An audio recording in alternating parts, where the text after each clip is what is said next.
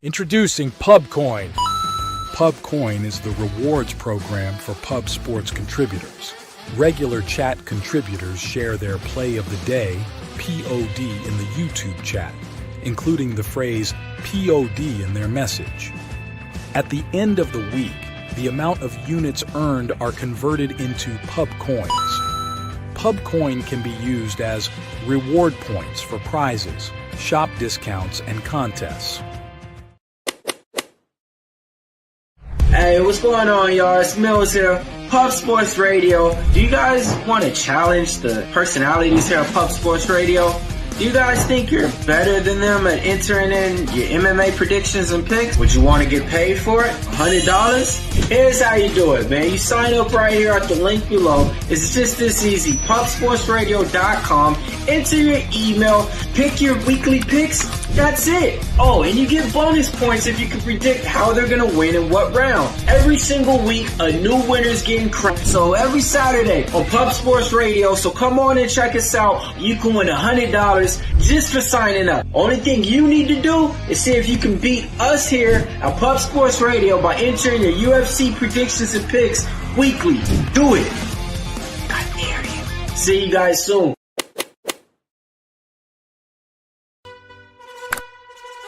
Your membership to Gold, you will be automatically entered in every horse race, every Wednesday and Friday. It is time to race horses.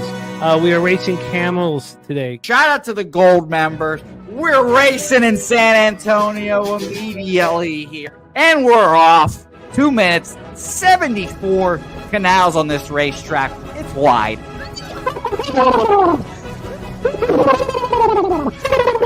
We're racing in San Antonio. Matt Wally moving forwardly. Jeff Slaughter in the mix as well. And as is Randall Sheffield, who's put that beautiful nose out front. But it's actually real grass here, Jimmy. Maybe Kentucky bluegrass. Oldie, no! There he goes. There he goes. Oldie in the lead now. K. Wolf falls back. The horses love it. Sometimes they stop and eat it on the way to the finish line. That's why your horses start so far in the back. Here. Oh, look at Nuss Flush Allen bursting out here. J-Dub in the mix. Rude Boy up here as well. Jimmy, take it away. There's Oldie. Oldie is moving to the front. We are past the halfway mark in our 2 mile. And there's Ricky Levy.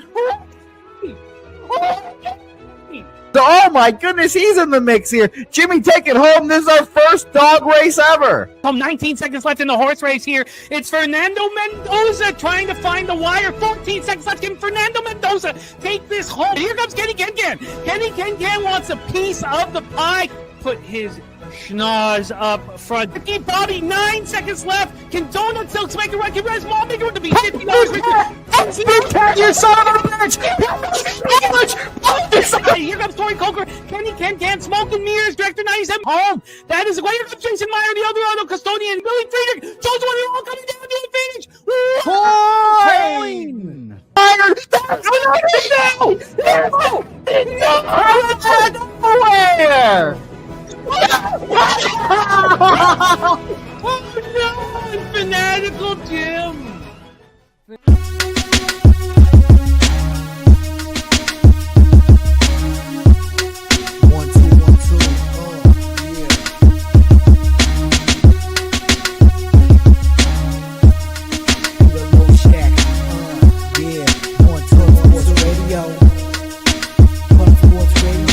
From the clock of Peter Loshak, legendary sports handicapper, more dapper than a dom. Father young phenom, known as Jimmy, who declared one day that the bag was here to stay. Information like a PSA, when we all PSR, Pub Sports Radio, bizarre. Is a man named Slaughter and he flipped the script. No competition in this but they quick the trip. But we say we be pubbing, better with the bag and you love it. You want a top 10, we above it. Let's check.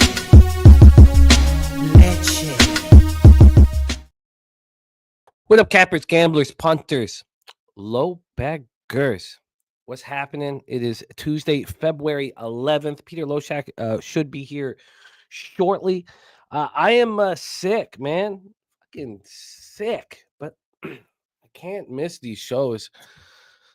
Obviously, I want action, and I can't miss him. I can't miss him. So I'm going to fight the good fight here and see if we can do our best to attack 37 games in college basketball, 4 in NBA. Shout out to all the cappers in the chat. Gerald Jones in the house. Best bet UAB -2. I have moved on 3 spots in college basketball, which we will go over here. I can tell you what they are, though, right off the hop. And there's more to come, obviously. I moved on Tennessee -2 at -110 last night. Last night, I also moved on Michigan -1. Actually, no, Michigan -1.5 I was this morning. The only move I made was last night. The only move I made last night was Tennessee -2. Michigan -1.5 at -110, and Indiana State +8 at -110. Those are my spots that I've attacked thus far. I'm going to copy and paste all of this action. We got stacks, plays of the day, Pistons total over 238, and Marquette -8. And a half. Gerald Jones, UAB. Let's get that copied and pasted. Viper MB in the house. He's on Memphis -3.5. Let's get that locked and loaded here. And we have a chosen one moving on the Billikens of St. Louis. St. Louis +1 here. Let's get that copied and pasted. Here, a Crip Key in the house, pipe layer ready to get to work. Nasty Nate says 36 more days until Pubba-Palooza. Pubba-Palooza. Good God, I can't wait for that. Old E in the house. Great to see Old E. We got Jermaine, Series Business, Dougie Wise. Jermaine, looking at that Marquette at +17.5. We'll break that all down. We got Dougie Wise on the Pistons first half -2.5. Random Bozo on Real Madrid to qualify at -140. Let's get that copied and pasted. Peter, how are you, my friend? Oh, I'm doing all right. Sorry, I'm a little bit late. You would think when there's there's less shit going on, there's less of a chance that I'll be late. But sorry about that. Everything good? Everything good? Everything is okay. Okay. I'm going to do my best to make it through the show. I'm in a pretty rough shape, but I will do my best. Kong's Clips coming off a 6-2 spot here on Medicate Mondays. Love to see that. And Morgan Spooner's action in George Mason Moneyline, Toledo +3.5, and Santa Clara +9.5. We are going to touch on each of these 37 college basketball games and the 4 NBA games. No hockey on the slate. We will cap 4 nations tomorrow with Gokster. Great to see all of you guys. Peter, congratulations on winning the confidence pool. A richly deserved victory, my friend. Congratulations. And are you ready to get to work here in college basketball? I am. Great to see that you're doing at least well enough to do the show, Jimmy the Bag. Great to see you're doing a little bit better. Guys, one quick question. I remember in the Super Bowl thing, you were like, some 4 nations total. You're like, I'm going to hit that as soon as it comes out. Finland, and it's going up. So I haven't every game Finland's in. It's going up. So when this line came out, at least at 365, the 5.5 was -115 to the under. After about 24 hours of it being available, there was a 5-cent move to the over. Now another 10-cent move to the over. The Sweden-Canada game has been moving to the over as well.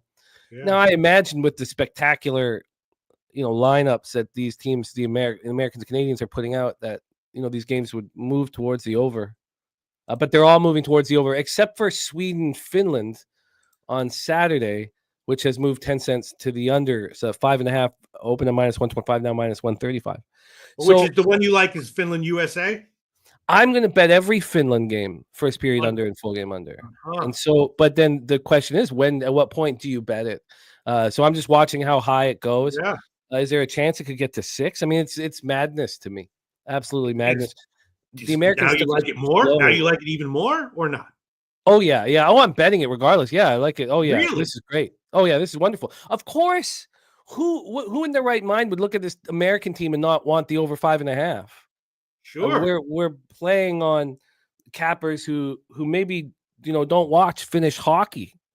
This team is going to be like the New Jersey 90s 5-men trapping.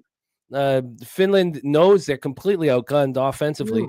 They're going to put everybody to sleep in this tournament. So yeah, I'm just going to wait to see what kind of line I can get. 5.5 under 5.5 right now is up at +100. Is there a chance a 6 could come? I'm just sitting back and waiting. Andrew G says Finns are going to shut them down. Finns are going to try to take all the fun out of the 4 Nations Cup. And so I'm just sitting back and waiting very, very patiently.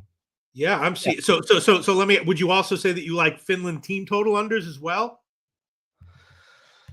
No, because they're going to be such a big underdog in these games. I don't see the value. No, the idea would be I would take the team total under for the teams Finland's playing. Okay. No, they're too big of a dog to bet a team total under. But I just want the full game under. I want first period under, full game under. I plan to bet that every game Finland plays. I don't even know if I move on Canada, Sweden at this point. It might be just something I want to watch. I don't know if I find it an opportunity to get paid, honestly. It's just such a strange free-for-all tournament in the middle of the season. So, yeah, no, my whole plan is Finland games, first period under, full game under. Even though the full game under has gone to 5.5, this was juiced to the first period over 1.5 already, like when the line came out. And right now we have that first period at a pick'em. The 1.5's now at a pick'em. So and they're milking us for everything in this tournament. Right. They're using 36 cents of vig. What asshole! It's minus 118 to the over and minus 118 to the under. What absolute assholes! I don't need to name the book, but why do they need to take that much vig? I mean, what? Because the answer is because they're like, let's put this big, and then they're like, behind the scenes they're having meetings like these fucking idiots will bet into it, and they're right. So what can I say? You know what I mean? It's awful that they would take that much vig. But I'm looking forward to this giant college basketball card. More information from Spooner, St. Louis beat reporter, saying Jimerson's ankle was fat and purple just a couple days ago. He's one of 6 players who gets minutes on that team. He will not be 100%. So I'll put that right under Spooner's action. Okay, my man Peter, let's get to work. You ready to rock? Okay, yes. And we're starting with NBA, right? No. Oh, okay. Start with college basketball. Okay, yes. You want to set up the games? Let's roll. I will set these up and hand them over to you. Okay, yes. I'll be quicker today because I made more notes, so I'll only need to go through a line history and cash flow up until the last 7 games. I've done the first 30. So let's roll. 7 p.m. Eastern with the number 1 ranked Auburn Tigers, 21-2, 9-1 in the SEC. At Vanderbilt Commodores, 17-6, 5-5 in the SEC. We're at Memorial Gymnasium in Nashville, Tennessee. Thank you guys so much for rocking with us here on Pub Sports Radio. There's Nut Flush Allen, Philly Eagle Flyer, Barry Smith, Jermaine. Great to have you guys here. Let's roll. So Auburn comes in off having their 14-game winning streak snapped in a 90-81 loss at home to the Florida Gators on Saturday as 10.5-point favorites. Tigers shot just 7-22 from 3. Johnny Broome went for 18 points, 11 boards in the loss. Miles Kelly for 22, Petty Ford 14, Chaney Johnson 13 for the Tigers. The only other time they lost this year, 84-78 at Duke, they bounced back and destroyed Richmond 98-54 at home. Now Richmond is a weak outlet this year. Vanderbilt snapped their 2-game losing streak with an 86-78 win at home over Texas on Saturday as 3.5-point favorites. This is the lone matchup between these two teams this year. Let's get into the line history here and the cash flow and see if Peter has any interest in our first game on the docket. Right now, offshore, Auburn's -9 to -112. They went up to 9.5 for a cup of coffee. Right now, we've had 4 cents of movement towards the Auburn Tigers. On the total here in this one, on the total, we have a 157.5, heavily juiced to the over. This just also, there was a move towards the over. It's been happening the last 8 minutes. So there's a huge move offshore towards this over right now. Now we're going to see 158s, 158.5s here at any minute. And then when we get to the cash flow, we're going to have some legit cash flow information here today. Let me grab it. Here we go. Which is a good thing because no NHL. All the focus is going to be here on basketball. So we got a ton of cash flow information. Let me just get over to this first giant one. We have 64% of the tickets, 55% of the cash on Auburn, 36 and 45 on Vandy, 63% of tickets, 58% of cash on the over. I don't necessarily feel like Auburn is, extremely angry after that loss to the Gators. Is this the spot? And there's Red Girl in the house. Great to see you. And Justin McKelvey's got Auburn over 156.5 in his pocket. Wine time on Vanderbilt plus 9.5. I don't know if I feel like this is a very angry group about to smash and grab a very good Vanderbilt Commodores team. Maybe very good's a little much, but much better than we expected. Peter, take it away. Your thoughts, Auburn, Vanderbilt.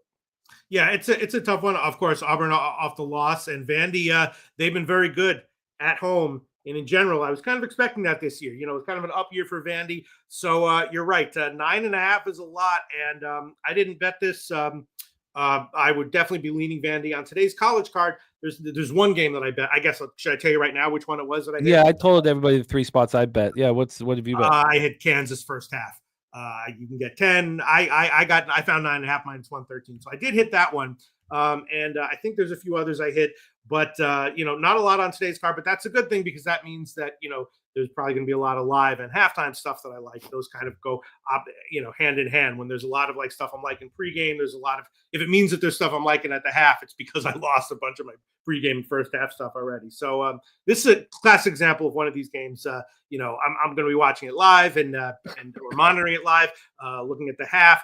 Pregame though, I would definitely be leaning Vandy with all those points. They're no joke at home right now. I know Auburn is great and off the loss and everything.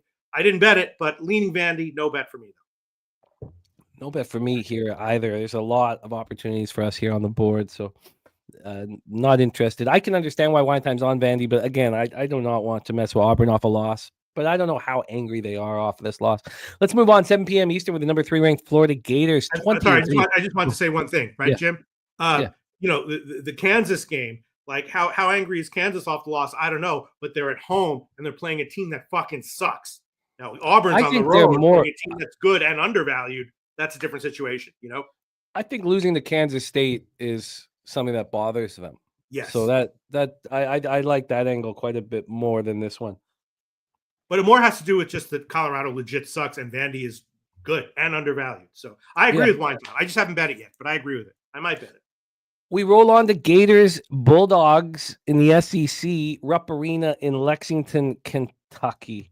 Let's set this one up here from a spread perspective, and then we'll go into the X's and O's. We have this total at 153, heavily juiced to the over. I see 154s out there. This opened up at 152.5. It initially dropped to 152 before it started climbing, which it is doing that right now. About a 1.5 move to the over. Then on the spread here with this one, we have a +1. Florida's now +1. Wow. Florida opened up -1.5 and is now a +1. So we have the dog to favorite situation for the Mississippi State Bulldogs. Wow, that's wild. Why don't we take a look at the book that opens these lines up the earliest and see what they have done here on this one. What they have done is they opened up Florida -3, but Florida's still the favorite at this book. Florida's -1. So it's that sharp offshore that we talk about often that's moved the Mississippi State to the favorite. This is a pretty wild dog to favorite situation. Let's see if the cash flow rolls with it. Only 22% of the tickets and 12% of the cash is on Mississippi State on the spread. And the same on the money line. Just 23% of the tickets and 7% of cash is on Mississippi State. This line is, moving towards them. It's very, very interesting. 56% of the tickets and 58% of cash is on the over. Chosen One says, I want the Gators. Haven't moved on them yet. Mississippi State only has Hubbard, in his opinion. Florida comes in off the aforementioned 90-81 victory at Auburn on Saturday's 10.5-point dogs. Mississippi State comes in off snapping their 2-game losing streak with a tight 76-75 win at Georgia on Saturday's 1.5-point dogs. They shot 55.2% from the field and, barely beat Georgia. And this is their only meeting with Florida this season. Andrew G says every time Mississippi State tries to swing up, they lose. I could only take Florida. Well, in this market, and Florida coming off beating Auburn at Auburn and now have another road game, Mississippi State's becoming more and more appealing. Take it away for us, Pete. Are you interested in the Bulldogs? Yes, but first I see Brendan Cummings in the comment section. He's saying, did anyone find the website helpful or no? Brendan Cummings, I remember that show. I didn't see the website that you wanted. Yeah, I don't know if they blocked it or what, Brandon, but there was no website that was dropped there. We kind of made fun of it because I don't know if they blocked it. So why don't you try writing it without .com? Yeah, and you, instead of writing, did anyone find the website helpful or no, say, did anyone find the website or no? The answer to that is no. We all did not find it, but we want to. I want to. So Brendan Cummings, share it with us. Thank you so much. All right. So let me see. Let me see. Yes, this one is okay. Yeah. I would, Florida was the favorite. I'm not surprised that it flipped, but I would be leaning Florida anyway, just because Mississippi State is just not a good team. They're unreliable. I'll bet Mississippi State against an upper range team when they're on the road getting 15, something like that, right? But here against Florida, I know Florida's off the win at Auburn, and I wouldn't be surprised if Mississippi State is up 12-6 after 6 minutes. But given a whole game, it's Florida or nothing for me. I haven't pulled the trigger on it yet. I'll probably be looking at it live. I don't know if I'm going to do something pregame, but Mississippi State is okay, but they're on a different level. Florida also their second leading scorer, I think, is going to be is maybe. Oh no, he's back. That's right. And that's so it's I would love to take Florida here, but I'm not going to. But that's definitely my lean, and I'm going to be looking at taking them. I might wind up taking them first half, and then if they're down, bet them doubling up live or something, or at the half or something like that. But I understand the move to Mississippi State. I don't agree with it though. Liking Florida. But the whole world's liking Florida. Are they? Well, I mean, if we're to believe the ticket count, the money, yeah. in the chat, not one person here has said Mississippi State, and yet they've gone from dog to favorite. Sure. I mean, but that's what I mean. I would have predicted that. You know what I mean? Just because, you see Florida's off the win, Mississippi State sucks. They're a small home dog. Of course, they're going to flip to a favorite. And a lot of times that is right. In this spot, I'm just not really agreeing with it. You know what I mean? Thank you, Brandon. I will look into that. I've got that copied and pasted. Well, this I find extremely interesting. Whether or not I want to only make a first half move on them, I'm not sure, but I'm going to keep following this market. They're opening up their arms to anybody who wants to bet the Florida Gators. I think just what happened is just like some pseudo, probably legitimately sharp guys made some big bets on Mississippi State. Good. Yeah, good. No, I'm interested in joining those pseudo sharp guys. I'm not sure exactly how. Wine Time Sports a pseudo sharp guy who likes Mississippi State. There you go. Jermaine and Wine Time looking at it. Jermaine has already moved on. I'm interested. I don't know whether or not I want the full game, though. It feels like Florida, with their depth, can figure things out. But I like Mississippi State early. I'm gonna have something to do with Mississippi State. Let's move on to my first bet. I was kidding. Wine Time. You're a real sharp guy, not a pseudo sharp guy. That was an obvious joke, right, Jim? It was. With my sickness, I didn't help it. Right. Okay, I hear you. Jim. Let's roll on. 7 p.m. Eastern with the number 5 ranked Tennessee Volunteers, 20-4, 7-4 in the SEC. At the number 15th ranked Kentucky Wildcats, 16-7, 5-5 in the SEC. Rupp Arena in Lexington, Kentucky. Look, I'm not trying to simplify things too much here. The 3 bets I have made have all lost to their opposition in the first meeting. This is one of them. I got the -2 at -110 last night. I've been noticing that 365 is a little behind the 8 ball when it comes to college basketball movement. I'd seen this line moving everywhere else, but it wasn't moving at 365. And I got the -2 at -110. Let's take a look at the line history here for this spot. This is a big one, man. I can't wait to watch this one. Tennessee right now is a -3.5. Now, it's not quite a legit 3.5. It's -101. For Tennessee -3.5 and -115 for Kentucky +3.5. This has come up from 2.5. It's amazing that this opened up at 2.5 at a pick'em, and yet 365 was still hanging the 2. Now I can understand that because the site where we used to play poker, they opened this up at 1.5. They'd already moved it to 2.5. BOL had moved it to 3. They'd moved it to 3 when it was still 2 at 365. So I got the 2 here with the Volunteers. Let's take a look at the total. The total on this one is a 148 now. This had been climbing at other books, not here. This opened up at 149.5 and now is at 148. So we have a 1.5 move towards the under. That's a move that I agree with. Just, again, simply put, this is an important game in the SEC, and I think that this will be a high-pressure situation. So let's get into the cash flow here for this one as well. Let me get up here. Sorry, take a second. We have, where is this volunteer spot? I could see the cash flow last night, so I know it's available for us. We have 63% of the tickets on the volunteers, but 83% of the cash. 60% of the tickets, 65% cash on the over, and we see it climbing. Barry Roselle in the house. So here we go. Tennessee comes in off their third straight victory, 70-52 at Oklahoma on Saturday as 5.5-point road favorites. They shot 60.4% from the field and 42.9% from three. They dominated the boards 35-21. They were in complete control from start to finish, despite turning the ball over 19 times. I mean, if they turn the ball over 19 times against Kentucky, they'll lose the game. I see the coaching angle that should work.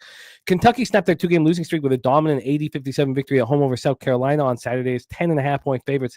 And these teams just met in Knoxville. I mean, this just happened January 28th, 78-73, Kentucky road win. Wildcats won as 10.5-point dogs. Kentucky shot 50% from the field and 50% from three in the victory. I don't expect them to shoot like that here, and I expect Tennessee to defend the perimeter. Tennessee shot just 34.7 from the field and 24.4 from three in the loss. I expect them to shoot better. And my guy, BJ, on Tennessee money line for 5 units is a max bet there, so that makes me feel good. I'm on Tennessee, -2, -110. Joe's the one saying Jackson Robinson out for Kentucky. Take it away here for us, Pete. Any move for you? Yeah, I agree with that. Not a lock, not a huge bet, standard size bet, but I agree with you. Tennessee. I'll probably just do mostly first half and then adjust during the game or at halftime if I want. But definitely agreeing Tennessee. Not that Kentucky's Kentucky's definitely a flawed team that can be overvalued. And yes, Butler and Robinson played in their last game. Robinson, I read, is going to be out for this one. And Tennessee's just a tough team, and so I think I'll make Tennessee. Yeah, Tennessee first half. I might make that official. Let me just look around for a second, but definitely leaning Tennessee in general. Yeah. All right, I like it. Let's roll on because I moved on our next game as well. 7 p.m. Eastern. The number 7th ranked Purdue Boilermakers, 19-5, 11-2 in the Big Ten.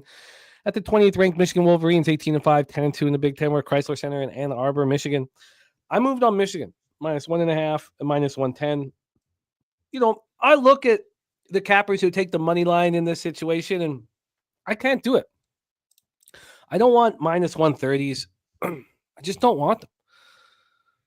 I'll take the risk of losing a bet when my team wins by a point because I just think that the biggest difficulty for us is to keep the VIG down, and I just can't do it. And I'm not going to do it. And there's nothing wrong with those cappers that do it. I just can't do it. I'm making a ton of bets every single day, and VIG is our mortal enemy, and so I took the -1.5 and -110 in for Michigan. This total is 152. It's -111 to the under. Opened up at 150. We've had a 2-point move towards the over. Then on the spread here, it's funny. I'm. Can you touch on that tennis? Oh God, sorry. So Jose's gone now. So it's just us here. So I've got to do the graphics. So let me know if we're behind on graphics here. But I do, Pete, can you touch on that total in the Tennessee Kentucky game after I'm done setting this one up here? Yeah, sure. Shout out to Wager Detective and AOD Rogue Energy in the house and Brandon Cummings as well. I love this stuff, Brandon. So I'm going to take a good look at that site. And thank you so much for sharing it to us, man. So, and thank you, Dr. Noisewater. Thank you. Yes, I changed the graphics and we are good. So Purdue comes in off their 4th straight win, 90-72 at home over USC on Friday as 13.5-point favorites. They're a dangerous basketball team. I mean, they dominated that game from start to finish, despite going 6 of 26 from three. Michigan also comes in off its 4th straight win. They won 70-67 at Indiana on Saturday's 3.5-point favorites. Now, a lot of this is predicated on what happened when these teams met in West Lafayette back on January 24th. That was not very long ago. Purdue annihilated Michigan.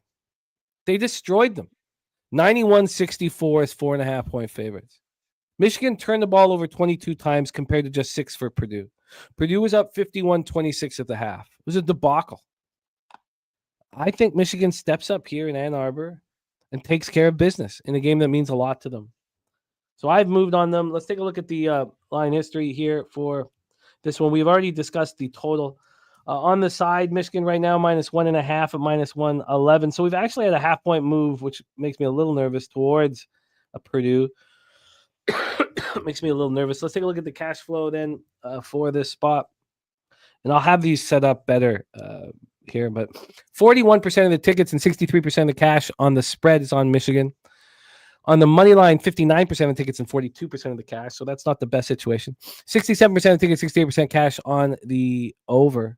Super true story in the house. Great to see you. So Rogue Energy says Purdue or no bet. Dr. Noisewater says uncharacteristic play for Michigan in that game. They get the dub at home tonight. BJ says, I'm off, Jim. Don't like the market in this one, OG. I like the market in this one, BJ, because they put Michigan as a favorite when nobody agrees that they should be. So I was very fine, very comfortable. And then a half-point move or a very little movement is fine. Everybody remembers what Purdue just did to Michigan. So I'm very, very comfortable with what this line opened at. It opened at a spot where you would only be looking at Purdue. That made me want to pull the trigger on Michigan even more. And when I took more time on that game in January 24th, maybe like Michigan even more. Take it away for us here, Pete. The floor is yours. Yeah, it was. Michigan is an underachieving team. They should be better. I did take the over at 150, and it's gone up 2 points since then. So I did take that. It's it's definitely again another game where, as far as the side is concerned, live and halftime is something that I'll be looking at. Has live and halftime written all over it. Pre-game very tricky. I don't have. Obviously Purdue's been rolling ATS, and Michigan has been overvalued. So I did take the over at 150. Now it's up to 152, and I will make official Tennessee first half -1 -109. Tennessee first half -1 -109. Don't like the fact that. I'm sorry. Can you? Okay, I'm gonna get this in for you. P. Yeah. You're on Tennessee first half -1. Was that -105? No, -109. And I don't like the fact that that's from a book that is thought of as pretty sharp and that they are a little bit off market there. But okay, I'll take it anyway. What is your thought on this total here? Because I feel like this is going to be a very defensive game in Tennessee, Kentucky. Well, the first matchup was also a Tuesday show, and I did give the first half under in that one, which cashed. I think I had a losing day in college hoops, but that was one of my winners on that day. I did have the first half under in that one. I think it was 69.5. I think it went to like 63 or 64 or something like that. And I would vaguely agree with that again, but I'm not gonna. I might be on it, but nothing for me on the total on this one. I'm interested in that. Wow, they're gonna give me a 149.5 right now when Penny's moved it to 148. Well, I'm gonna bet that right now. Rogue has the under 149.5. I'm going to bet that right now. Yeah, Kelly, I just wanted to go back to Tennessee, Kentucky, because we were talking about it. Spoon said a lot of buzz about Michigan's head coach contract recently. Speculation around the Indiana job. I think Michigan players are looking forward to beating up on Ohio State more. I like Purdue here. Yeah, look, I didn't think it was going to be a popular spot, but I hear you guys. Let's set up our next spot here. And as soon as I set this up, I'm going to bet the under here in that. You know what? I just got to make sure I lock in this line. let me do that first. Go ahead. What game you want to talk about? I'll set it up. You want me to set it up while you hit your bet? Just the one on the screen, my friend. Okay, let's see which. Oh, Iowa State, UCF. All right. So obviously Iowa State's thinking it up for a while, and then they maybe turned the corner in their last game. Suddenly got a big win against TCU. They did get back that guy Milan Mamsilovic. He came back, and that helped them out. Central Florida, very up and down. Of course, they've had some great wins this year, and then some margin ATS losses as well against mediocre teams. But they played Houston tough. I mean, they played a bunch of teams, bunch of top teams very well, and then fallen against more mediocre competition. So they're a big dog here, which makes sense. This is a tough one to figure. Maybe I'll look at it a little bit harder later. Of course, Iowa State, they already played once. Iowa State smoked them by 25 at home. So my lean would be to Central Florida getting 7.5, but I don't want to fade Iowa State right now, having been kind of crappy for a while and now getting healthier and now playing better. So it's going to be a pass for me. We'll see how it turns out when the game starts. Might have a live bet, might have a halftime bet on this one. Free play, I guess I'd throw it on Central Florida, but that's only free play. Iowa State could easily win by double digits again. They've, they were underachieving for a while for a specific reason. probably about to get a bit better. So pass for me, Jimmy the Bag. This total went up to 158.5 from the 157.5 opener, but now dropped back to 157.5. 3 cents of movement on the over. On the point spread here for the Iowa State spot, we have Iowa State now minus 8.5, moving in their direction. A 1-point move towards Iowa State. Now, it's not quite as legit as it looks. That plus 8.5 for UCF's minus 116. The minus 8.5 is even money, but a 1-point move towards Iowa State. When we get to the cash flow, then in this spot, thank you, Sir Mackey. Luke Murphy in the house, esteemed author Luke Murphy in the house. We have cash flow wise here for this Iowa State UCF spot. 62% of the tickets on Iowa State and 91% of the cash. So big bets coming in on Iowa State. 61 and 64 on the over. We're at Addition Financial Arena in Orlando, Florida. Knights just 4-8 in the Big 12. Iowa State 8-4. Coming up, having their 3-game losing streak snapped in that dominant 82-52 win over TCU on Saturday, 16.5-point favorites. You know, they shot 59.6 from the field and 47.4 from 3 in the victory. UCF comes in off their 4th straight loss, 91-76 at Baylor on Saturday's 10.5-point dogs. And like you mentioned, these teams met back on January 21st at Iowa State, and the Cyclones put up 108 points. Yeah, I mean, they're an awesome team. They just have had some injuries recently and just kind of stinking it up a little bit. Go ahead. No, that's it. Barry Smith looking at the over. If this line was at a standstill, I would be interested in UCF. Brandon Cummings, thank you so much, my man. It was great to see you. As always, have to go back to work. Brandon Cummings saves lives every day. That's his job. He's a lifesaver. What a good person he is. Thank you for making time for us, my man. There's T-Moss in the house. Sorry, man. I know that you're going through such tough times looking after your parents. So he says, bad morning. Listening as much as I can. Thinking of you, T-Moss. So sorry you got to go through this. Thinking about you. And hopefully sports can bring some joy to you as these times are difficult. Let's roll on, Pete. We move on to 7 p.m. Eastern. We got Kenny Can, Philly Eagle Flyer. Great group here. Rogue Energy, Redbeard. Utah Utes 13-10, 5-7 in the Big 12 at Cincinnati Bearcats 14-9, 4-8 in the Big 12. We're at Fifth Third Arena in Cincinnati, Ohio. Let's get into the line history here for this one. Cincinnati. Now, you know, this spread was shocking to me. I did not expect it. Cincinnati minus 8.5-point favorites. I really thought we'd be getting like a 5 or a 6.5 or something. The 8.5 caught me by surprise. There's been a 0.5-point move towards Utah to 8. From a total perspective here, we have a 138 juice to the under. This opened up a 139, so we have a 1-point move towards the under. And when we get to the cash flow here for this spot, let me get this up here. Sorry. We have 35% of the tickets, 38% of the cash on Cincinnati, 72 and 73 on the over. Utah comes in off its second loss in 3 games, 72-61 at West Virginia on Saturday, 7.5-point dogs. Excuse me. Cincinnati comes in off its second straight win, 84-66 at home over BYU, 1.5-point favorites. These teams met in a 69-66 Utah victory in Salt Lake City. In that one, Pete, Utah was 1.5-point favorites. And now they're 8.5-point dogs. A 10-point swing is a lot. Utah shot 53.1% at home in that victory. They won despite turning the ball over 19 times. I mean, only 6 turnovers for the Bearcats.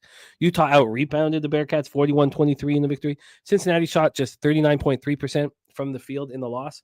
You know, I think this is, if this line didn't move, I would have interest in backing the Bearcats for a smash and grab because this line is way too high. Everybody and their mama would think it's too high and bet the Utes. And these are the spots that I've had some success with this year. But now we have a 0.5-point move towards the Utes. Take it away for us, Pete. Utah, Cincinnati.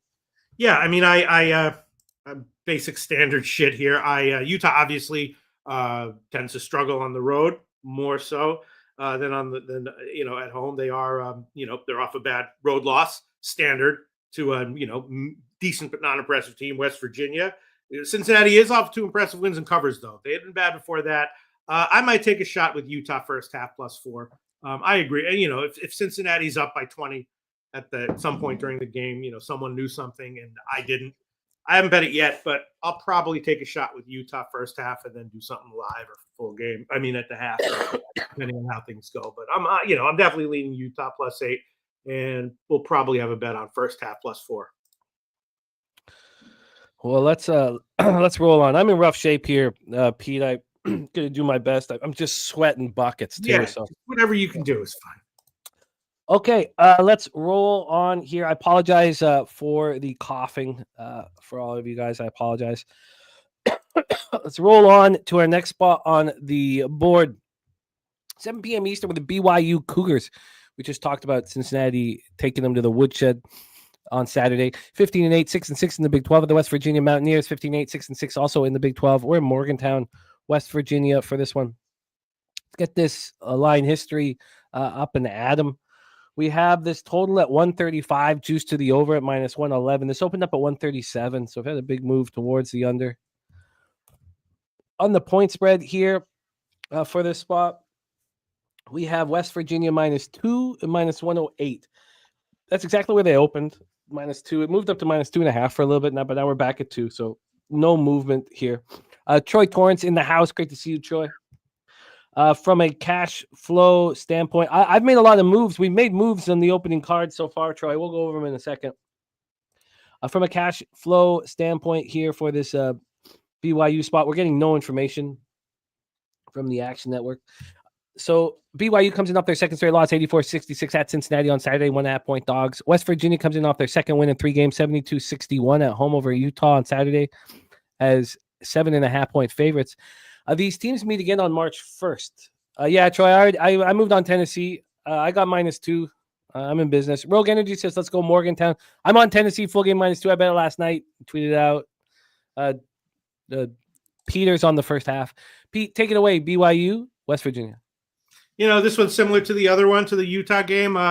BYU, of course, struggling off of some margin ATS losses, and West Virginia up and down. They're off a nice home win over Utah. I'll be looking at it live and at the half. Might take a shot with BYU first half +1 or so. Might do that. All right, well, let's roll on here. Try setting this up. I got to tweet out that under. Oh, I'm also on the under, Troy. Under 149.5 in that Tennessee game. Okay, let's roll on. 7 p.m. Eastern. We move on to UAB Blazers. UAB Blazers. Right off the hop, we had Gerald Jones tell us that his best bet is UAB -2. So we have Gerald Jones on the UAB Blazers. We're in Greenville, North Carolina for the East Carolina Pirates, 13-11, 5-6 in the American. UAB comes in off its third straight win, 64-61 at home over North Texas 8 days ago on Monday. So no team has got more time off in between action than the UAB Blazers. That was 8 days ago, Monday, February 3rd. They were 2.5-point favorites, and they won 64-61 at home over a tough North Texas squad. And they were just 2 of 13 from 3 in the victory. East Carolina snapped their 2-game losing streak with an 80-79 win at UTSA on Saturday as 1.5-point favorites. This is the Pirates' lone meeting this year with the Blazers. Let's get into the line history here for this one. We have UAB -2.5, -109. They opened up at 2. Half-point move towards UAB. On the total here, we have a 153 of the pick'em. So no movement at all. And cash flow wise, 55% of the tickets, 55% of the cash on UAB on the spread. On the money line, though, 81% of the tickets, 88% of the cash on the Blazers, 53 and 56 on the over. Take it away, Pistol Pete. Any interest in the American spot, Blazers, Pirates? Yeah, I by the way, I'm a line shop, and I'm gonna take BYU first half up +1 or so. Yeah, this one, the UAB game, definitely leaning UAB. They've been off for a while. East Carolina, though, they're not a crappy team. They've been pretty solid ATS. I've been careful about fading them, looking at their games at halftime and live and stuff, and sometimes taking them, sometimes being cautious about fading them when I would fade other teams. So, yeah, I would definitely be leaning UAB first. And this is another game that's going to have a live and halftime written all over it, and definitely leaning UAB. And I'll probably wind up with a play on UAB first half to start. Probably though. UAB is not really covering by margins. Everyone knows how good they are. UA at East Carolina, a little bit undervalued right now, so it's going to be a pass for me officially. Yeah, I'm going to pass on that one as well. But I get why people are trusting UAB here off of an extended break, playing good basketball, and on the road. I do think that off an extended break, sometimes being on the road does create accountability. Let's roll on.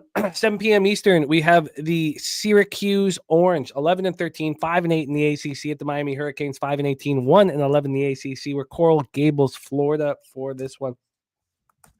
Take a look at the line history here for this spot. We'll start with the total.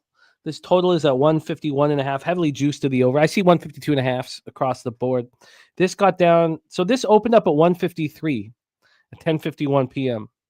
And then 12 hours later, a 2.5 point move to the under. I mean, that's a big move to make. We've gone up a point since then. Looks like we're going to go up 1.5 points now. From a point spread perspective here, we have Syracuse plus 1.5 at -104. They opened up a plus 1.5 -108. So we've had 4 cents of movement towards the Hurricanes. On the spread, 36% of the tickets and 58% of cash on the Hurricanes. On the money line, though, 32% of the tickets and 82% of the cash is on Syracuse. 54 and 52 on the over. Syracuse comes in off its second win in 3 games, 95-86 at home over Boston College in triple overtime, 7.5 point favorites. I just hate it so much that people lose Boston College plus 7.5 in triple overtime. Mm-hmm. I hate that feeling. It's the worst feeling in basketball. I guess other than having an under that goes to overtime. They're both just horrific. J.J. Starling put up 28. Eddie Lampkin goes for 14 points, 18 boards. Miami comes in off its 11th loss in 12 games, 88-78 at Louisville on Saturday, 17.5 point dogs. They played pretty well. This is their lone meeting with Syracuse this season. And Troy hammering the over in Mississippi State, Florida. And Tennessee -2.5. Kenny Ken on Syracuse money line. Peter Loshak, what is your plan for Syracuse Miami? Well, first of all, you can add BYU first half plus 1.5 -112, plus 1.5 -112. Found that right now. Okay, I'm sorry. Okay, plus 1.5 -112. You're in. Yeah, Syracuse Miami is obviously both these teams very interesting this year. Miami obviously has been horrific. But then they've turned a little bit of a corner as a massive underdog, and I forgot when exactly it was that I started to realize that Miami was trying a little bit, but it was only like one half of play that made me think, all right, maybe I'll change, because before that I was auto fading Miami first half and live and full game and everything, game in and game out. They're definitely better now. They covered their last game at Louisville. I did have that one. I had them first half, I think, and had that one pretty big. Syracuse also was a team that was, kind of slumping a little bit earlier. They had some injuries, but then they started to get, very undervalued. They were a great bet. Last 2 home games, they've slumped out a little bit. So this is this one I'll almost certainly have some bets live, and at the half pregame, probably nothing. I mean, definitely nothing. There's no way I'm going to bet. Too many uncertainties pregame, so I'm definitely not going to bet it. But once the game starts going, then things will become a lot clearer, and then I'll probably have a couple of bets. We'll see how it turns out. If you gave me a free play to start, I really don't even know what I would do. I guess I would take Miami, but I would take Miami. Yeah, and I might still. I want this market to marinate a little bit, but I see Miami playing better. They just won a game recently, and then they played Louisville tough. I think everybody and their mama going to want Syracuse. Why would they? Or why wouldn't they? I mean, the Hurricanes are 1-11 in conference play. I think it's a very fishy line, and I'm really interested in adding the Hurricanes, but I want to sit with this market for a little bit longer. Let's roll on. We roll on. Next up for us, we head over to the A10. Loyola Chicago Ramblers 14-9, 5-5 in conference at the Richmond Spiders 8-16, 3-8 in conference. There's our guy Dan Kelly in the house. The Kongs clip says they only played Louisville tough because Louisville was missing Chucky Hepburn, their best player. That's fair. That's fair to say. You know, if we do want to go back to that spot here very quickly to Yeah, touch on but before that, they were like overvalued by like 10 points every game in, game out, half in, half out. I mean, they were. I don't even remember when they played like Stanford, and I don't remember who they played, but I was like auto bet, auto fade, auto fade. Like no matter who they were playing, they were just like a mess, and then they turned it around. You know what I mean? Yeah, they were horrific. I mean, it was their namesake that was causing. But I mean, that win at home over Notre Dame, I don't see why this game would be any different. Honestly, Notre Dame and Syracuse are similar basketball teams, and it's going to be a sleepy Coral Gables, Florida Watsco Center. Even against Notre Dame, they had 3,600 fans. I mean, it's just going to be a sleepy arena, and they're playing better. They shot 46 from the field. I mean, I just I see them looking better. So I am very interested in that spot. So, but let's roll on. Loyola comes in off having their modest 2-game winning streak snapped an ugly 69-56 loss at Duquesne on Saturday's 1.5-point favorites. Richmond has been just horrific this year. And we're in the Robins Center in Richmond, Virginia. Richmond just 8-16 on the year, 3-8 in the A10. They come in off their 8th loss in 9 games, 71-60 at Davidson on Saturday's 9.5-point dogs. This is their lone meeting with Loyola this season. Excuse me. Let's take a look at the line history here for this spot. Richmond +5 right now. They opened up at +4. Got down to 3.5 this morning. And then it's climbed up to 5 since then. So we have a 1-point move towards Loyola, but it wasn't, this thorough move. The move was towards Richmond at first. From a total perspective, we have a 130.5, a juice to the over. This opened up at 131. It got up to 133. Opened up 131.5, got up to 133 before dropping down to 130.5. So a lot of U-shaped movement, which makes me uncomfortable. 53% of the tickets and 68% of the cash is on the Richmond Spiders. So they're being backed here. 68% of the tickets, 71% cash is on the over. Take it away for us here, Pistol Pete. What are your thoughts? Ramblers, Spiders? Sorry, right now I'm looking at that Florida Mississippi State over that has moved 2 points that Troy Torrance keeps talking about. I think I'm going to tail that. That's a high. I think I might tail the first half as well. That's a high ass total, but it's probably there for a reason. Shout out to Troy Torrance.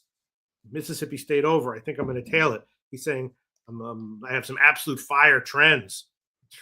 I'm not seeing them, but I trust him. I see some mildly damp washcloth trends on the over now, not fire. All right, Richmond one. This is going to be a pass for me because Richmond obviously overall is awesome, but I mean is terrible, but not not quite as bad as in the future as they have been in the past, very likely. And especially ATS at home and Loyola Chicago, off of that, road loss at Duquesne. And just too many, again, another game where there's so many unknowns that there's no way I'm going to do something, pregame, but live or at the half when things become clearer and we see how things turn out. I'll probably have a halftime bet on this one or a live bet in some shape or form. Pregame, though, nothing. If you gave me a free play, geez, I honestly don't even know what I would do. Shout out to our guy Gorky in the house with a $2 dono to bless our action. Tennessee, USC money line for our friend Gorky. Let's roll on. We head over to the MAC, and what a performance the MAC had on Saturday in all those games up against the Sun Belt. They were dominant. They just rolled over them. They just destroyed them. MAC were on fire on Saturday. Let's roll here. Wait, the MAC against the Sun Belt? Yeah, on Saturday, all of the MAC teams were playing out of the conference. Yeah. No, I was under the impression that Sun Belt won most of those. But anyway. Oh, no. Yeah. Oh, we'll go over them all here. We're going to go through 6 straight MAC wins here right off the hop. Western Michigan Broncos 7-16, 4-6 in the MAC at the Akron Zips 18-5, 10 on the MAC James A. Rhodes Arena in Akron, Ohio. Let's go into the line history here for this spot. I have it already set up here. Tell me no. Okay. Let's go over the line history here for this Broncos Akron spot. This total is a 157, very high, juice to the under. Opened up at 155.5. It's climbed up to 157. On the point spread here, we have Western Michigan plus 15.5. Plus 15.5. They opened up plus 17. It's really a 16 because it's plus 101 if you want Western Michigan plus 101, but a legit move towards the Broncos. Let's get into the cash flow here. 49% of tickets, 45% of cash on Western Michigan, 67% of tickets, 64% of cash on the over. Western Michigan comes in off its second straight lopsided loss, 83-57 at home to Georgia Southern on Saturday as 1.5 point favorite. So that was a debacle for the MAC, but we'll go through all the ones that they did take care of business. The Broncos shot just 31.7 from the field, 19.2% from three. Akron comes in off their 11th straight win, 80-67 at home over South Alabama, 6.5 point favorites. This is their lone meeting with Western Michigan. Take it away for us here, Pete. Broncos zips in Akron. Yeah, this is just a tough one. Akron is obviously great, but they're a huge favorite game in and game out.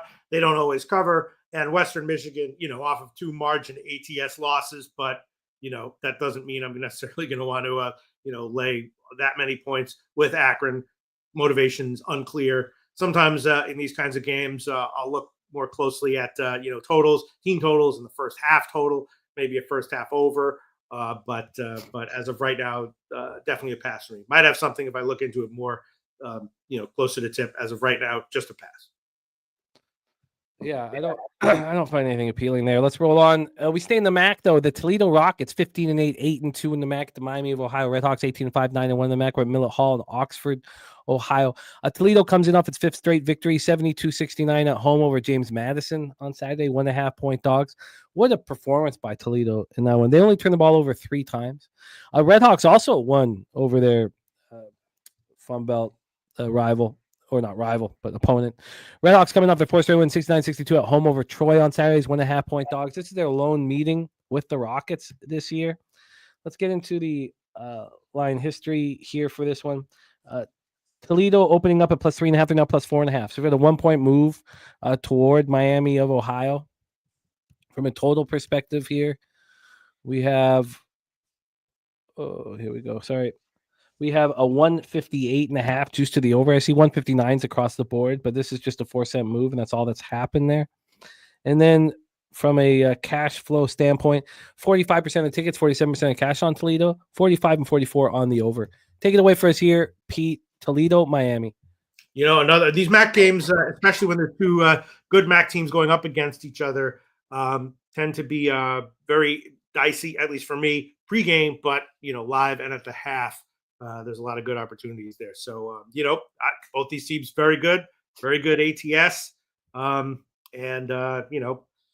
really want to fade either of them, but I'll probably have a live or halftime bet. Wow, look at that. Spooner says Toledo's won 22 straight versus Miami of Ohio.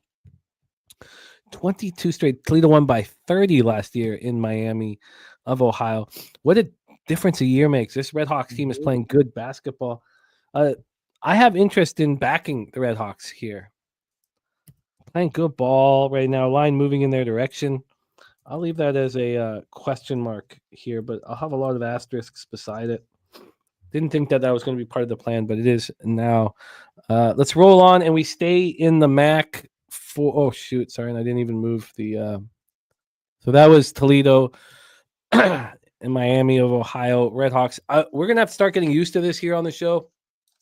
Jose's taking on a second job, so we're gonna have to get used to me trying to figure this the graphics out here. Thankfully, Jose will still be able to make them.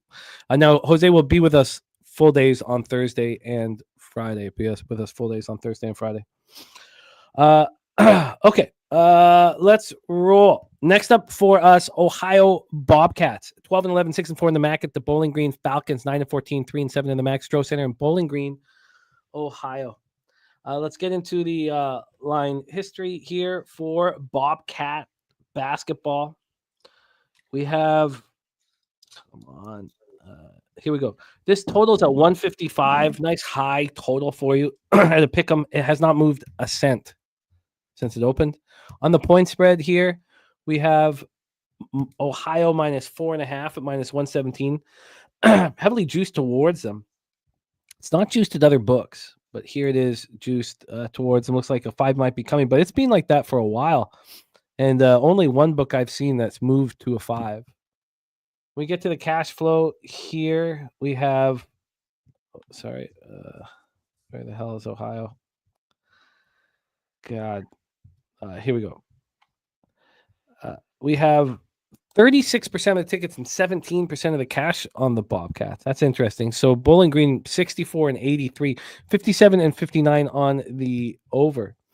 Ohio comes in off its third loss in 4 games, 72-59 at home to App State on Saturday's 4.5-point favorites. Ohio shot just 4 of 23 from 3 in the setback. Bowling Green comes in off its second straight victory, 67-53 over Coastal Carolina on Saturday's 5.5-point favorites. They were dominant from start to finish. They were up 29-6 with 7:39 left in the first half. This is their lone meeting with the Bobcats. Take it away, Pete. Any interest here with the Bobcats facing the Falcons? Yeah, I was. I might have a play on Ohio, like first half. Ohio, of course, got crushed by App State leading their last game. Bowling Green, off of 2 nice home covers. So I think a little bit of a buy low spot on Ohio, sell high spot on Bowling Green. Makes sense that they're this big of a favorite. Right, again, with a lot of these MAC games, I have like live and looking for live and halftime stuff. But I might take it. I'll probably wind up taking some kind of a shot with Ohio first half. I might make that official even. That's what I'm thinking about. All right. Oh, and again, okay, we're good there. All right, well, let's roll on a look towards the Bobcats first half. Nothing for me in that one. Let's roll on to 7 p.m. Eastern. Eastern Michigan Eagles 11-12, 4-6 in the MAC. The Ball State Cardinals 11-12, 4-6 in the MAC. We're in Muncie, Indiana. Worthen Arena here. Eastern Michigan snapped their 3-game losing streak with a 76-70 win at home over Old Dominion on Saturday's 1.5-point favorites. Ball State also beat their Fun Belt opponent coming in off their second win in 3 games, 77-76 at home over Southern Miss as 3.5-point favorites. And this is their lone meeting with Eastern Michigan this year. So let's get into the line history here for this one. We have Eastern Michigan right now, plus 4.5 minus 108. That's exactly where it opened. So no movement here on the Eastern Michigan Ball State spread. On the total, though, see if we have any movement there. We have a 149.5 minus 117 to the over. This is climbed. This opened up at 148. This did get up to 150.5, but it is now heavily juiced to that over. So it's basically a 150. So we do have a move towards the over. A shout out to Old E. Old E gifting a Pub Sports Radio membership. Thank you, Old E. Rodney M getting it. Inspiring me to fight through the sickness.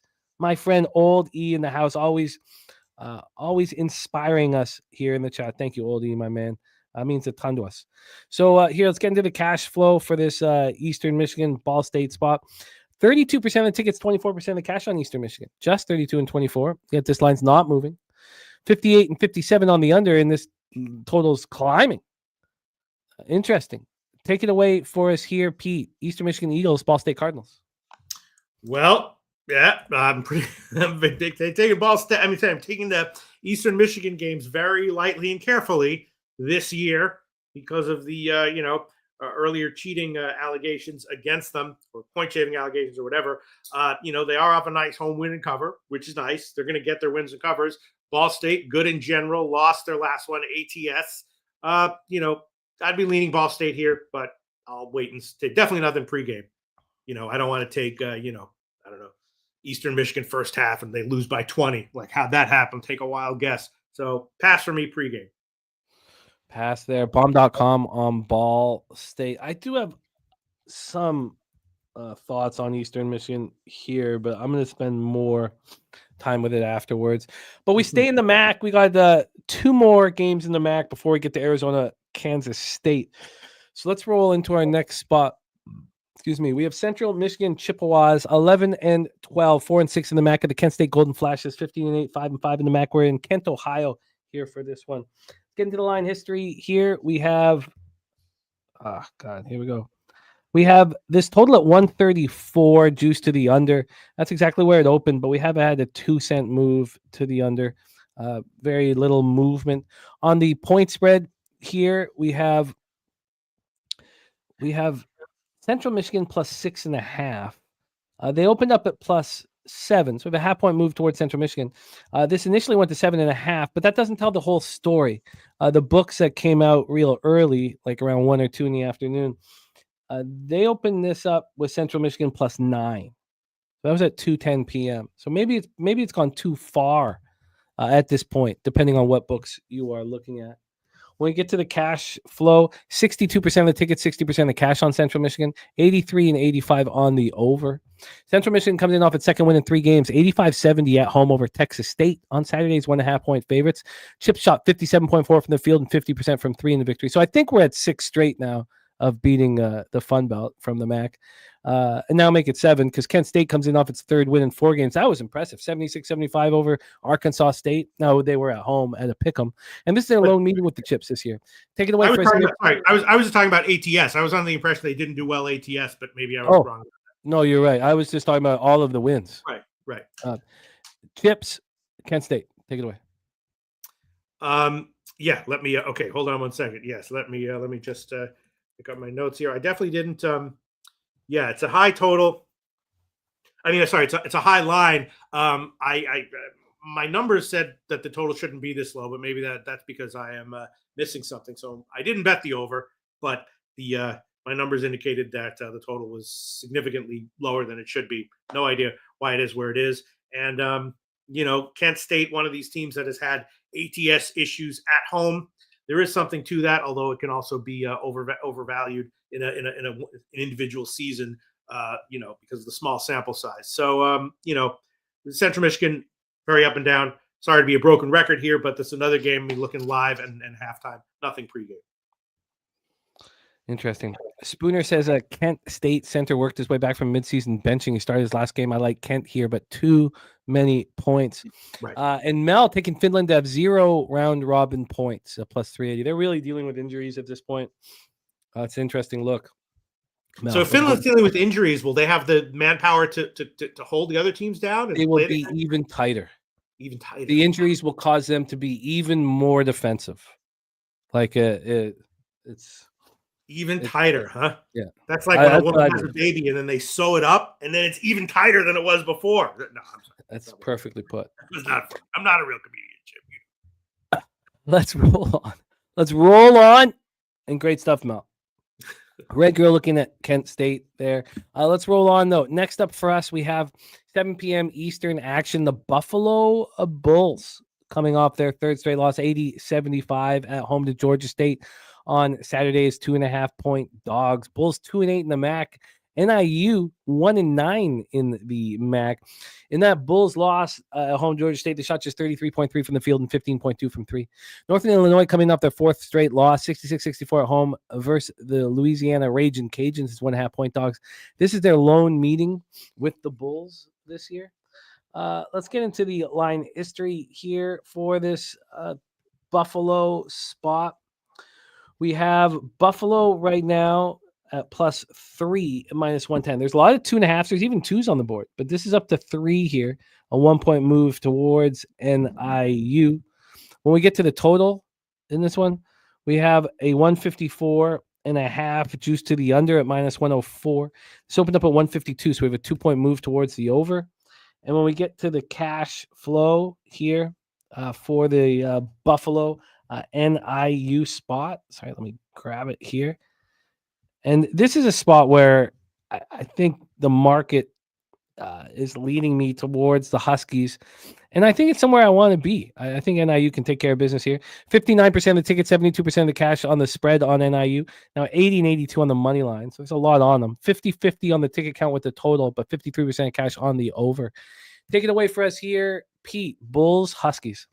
Yeah, I was a little bit surprised to see this line as low as it was. It was only very recently that Northern Illinois had been undervalued and rolling ATS, and they had a couple of games that were close to spreads, but and then Buffalo, one of these bad MAC teams that still gets a surprising cover once every 4 or 5 games, and the Buffalo's, there's no point shaving allegations on Buffalo yet.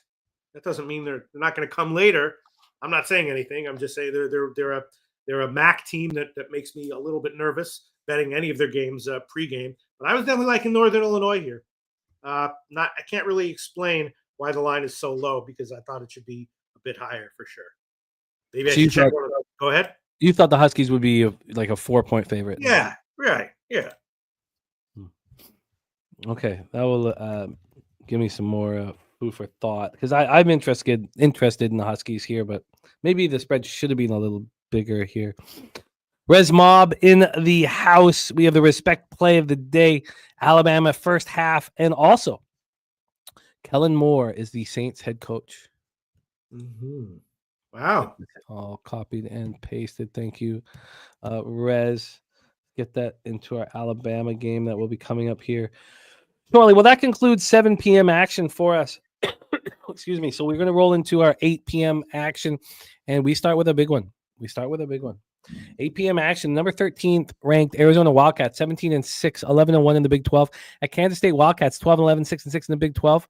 We're in Manhattan, Kansas for this one, and both teams come in streaking.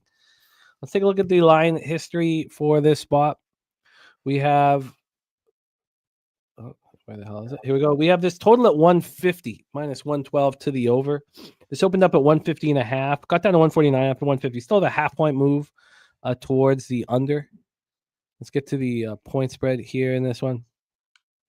From a point spread scenario, we have Arizona minus 3.5 at minus 104. They opened up at 3.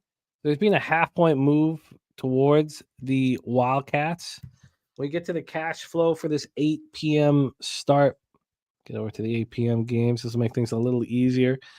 And we can cut out all of the 7 p.m. games. We have 57% of the ticket, 65% of the cash on Arizona, 51 and 52 on the over.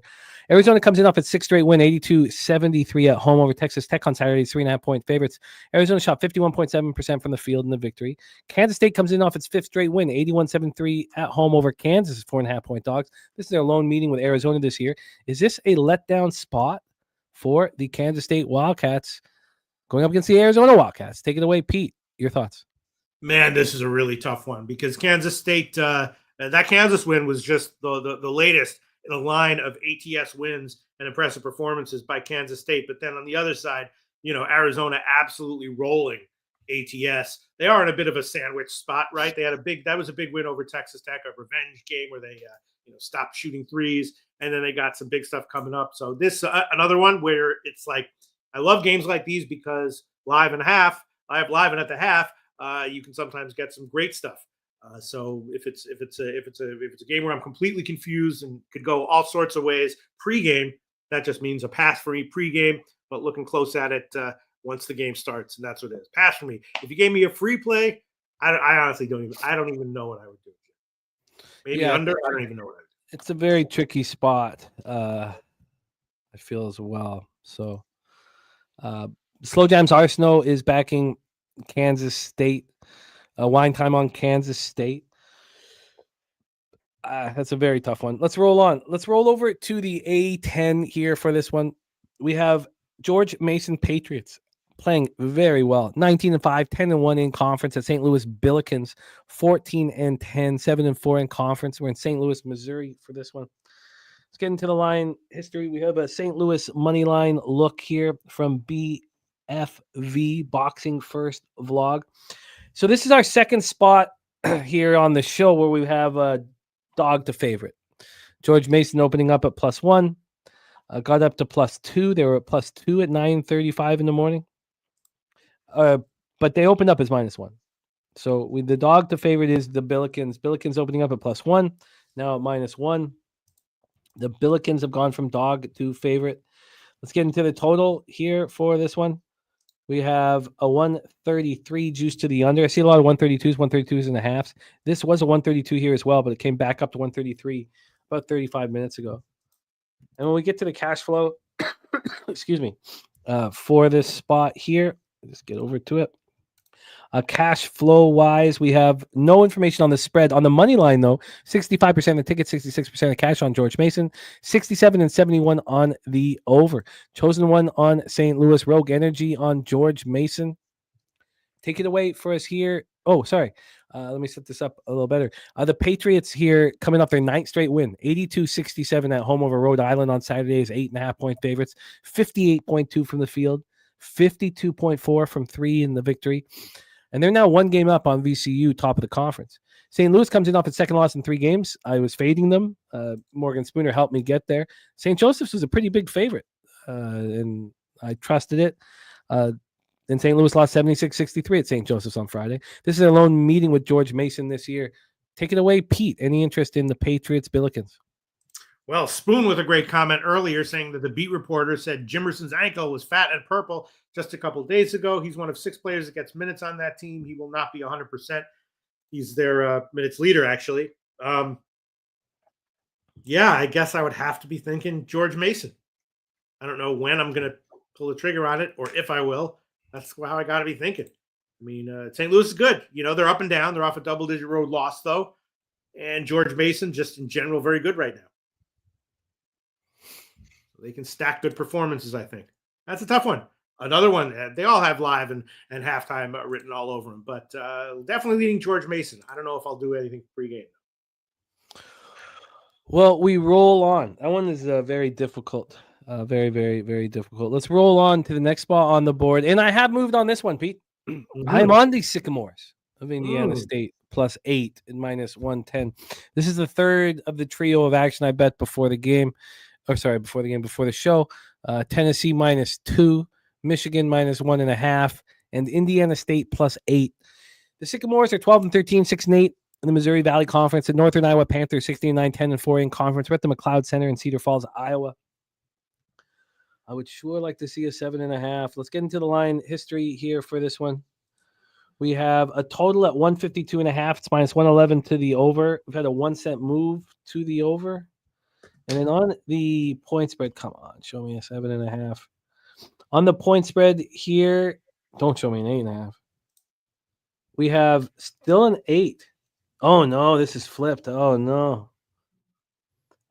Northern Iowa now -118, a 10-cent move to Northern Iowa. Damn.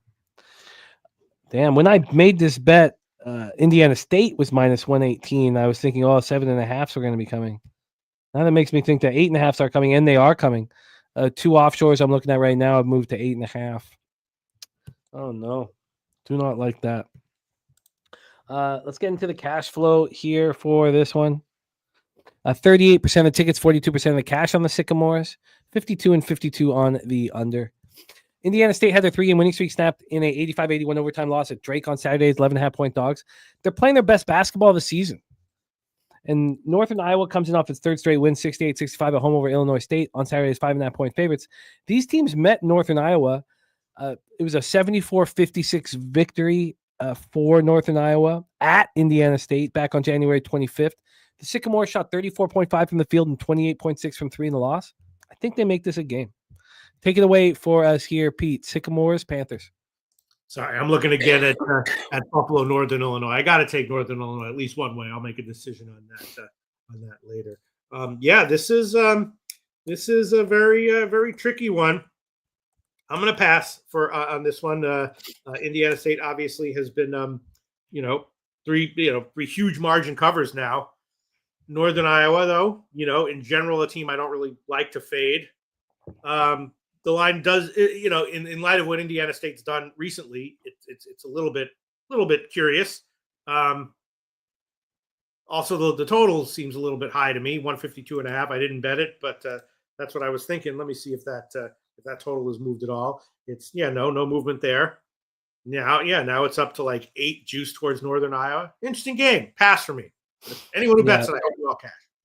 That line history makes me very, very uncomfortable. I wish that it was in the opposite direction, but not going to buy off of it or anything like that. So let's roll on.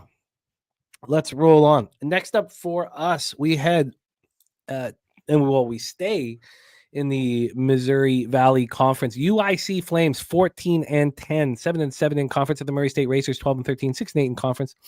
We're in Murray, Kentucky for this one. Take a look at the line history right now. Murray State -2 at -110. There's been a half-point move towards them. The half-point move didn't come until the start of our show. So a half-point move towards the Racers. I'm interested in the Racers.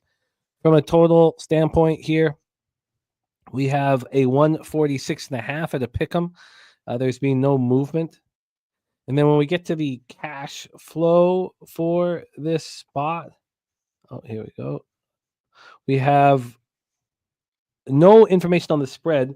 We do know that 78% of the tickets and 98% of the cash on Murray State. So that's a little uncomforting. All that money on Murray State. Line not really moving. 63 and 61 on the over. 63 and 61 on the over. UIC comes in off its third straight loss, 79-67 at Southern Illinois on Saturday as a pick'em. Murray State snapped their 4-game losing streak with a 74-56 victory at Valparaiso on Saturday's 1.5-point favorites. These teams met in a double overtime thriller, won by UIC 97-93 at home. UIC with 2.5-point favorites in that one. Take it away for us here, Pete. Any interest in this Missouri Valley Conference spot, Flames Racers? We'll talk about it in a second. But first, you can add on for me, Jim. Northern Illinois, first half, -0.5 point, -112. Northern Illinois, first half, -0.5 point, -112. We'll see. I just don't understand why such a small fade there. Okay. Yes. Murray State. Hold on 1 second. Yeah, Murray State. Not sure at all. Again, another game with live and halftime written all over it. Did Murray State turn a corner after their margin road win last out? Not exactly sure. They certainly are. I don't think they turned a major corner, maybe a small one though. And Illinois State also had been cashing game in and game out for a while now after 3 bad straight up and ATS losses. I'm definitely going to look into this a little bit further just because I think it's an interesting spot. Looking at it, live and at the half, but nothing pregame. All right.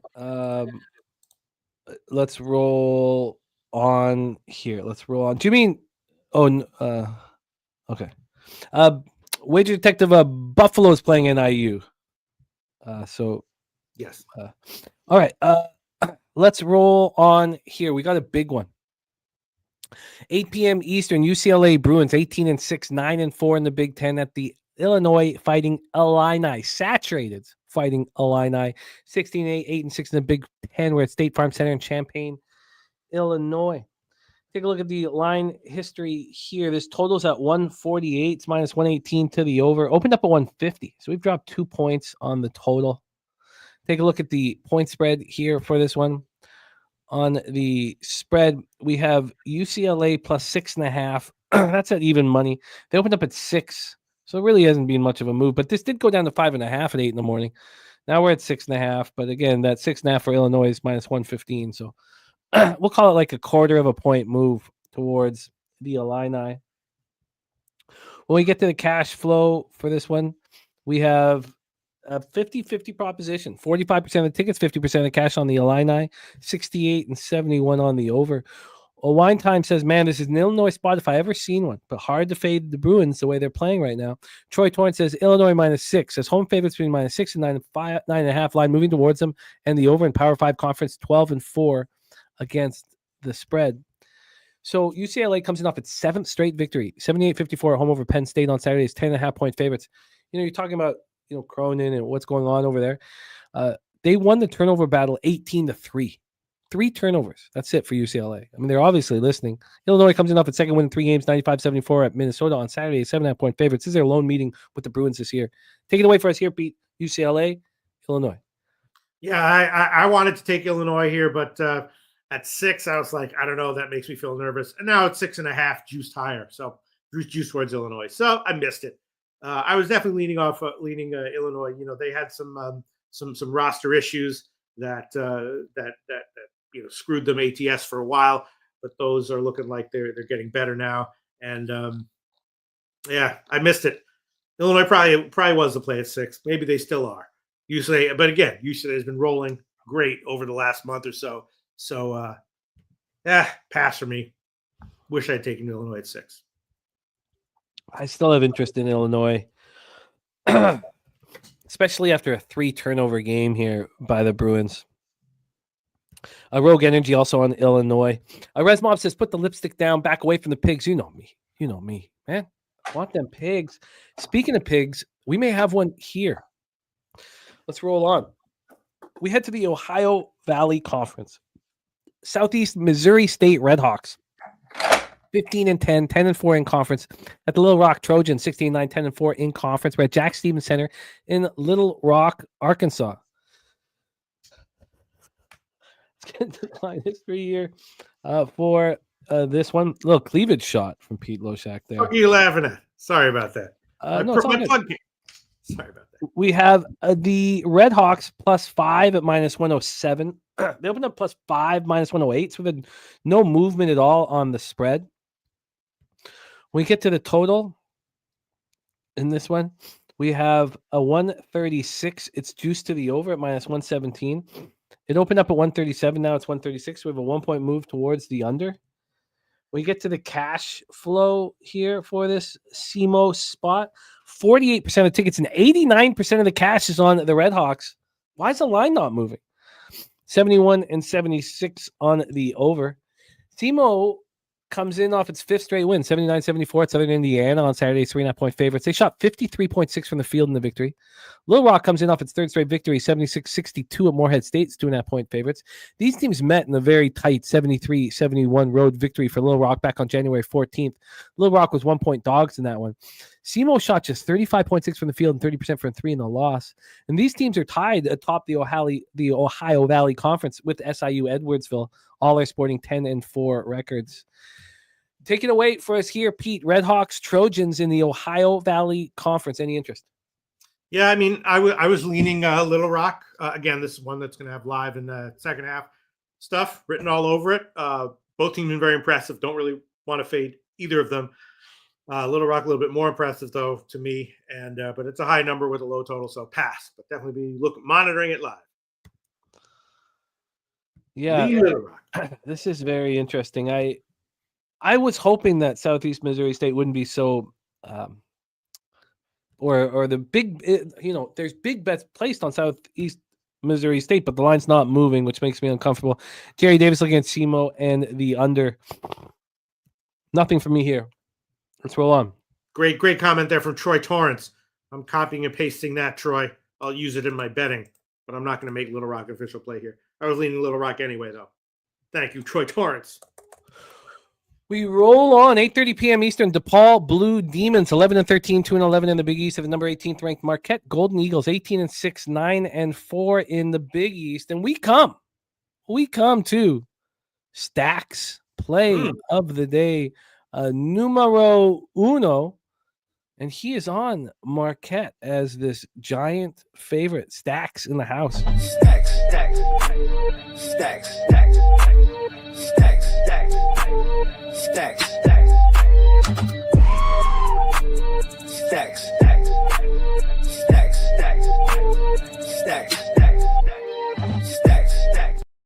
The Juice says Golden Eagles by 27. Rogue Energy says lay it. Mm-hmm. Here we go. Let's discuss this spot here.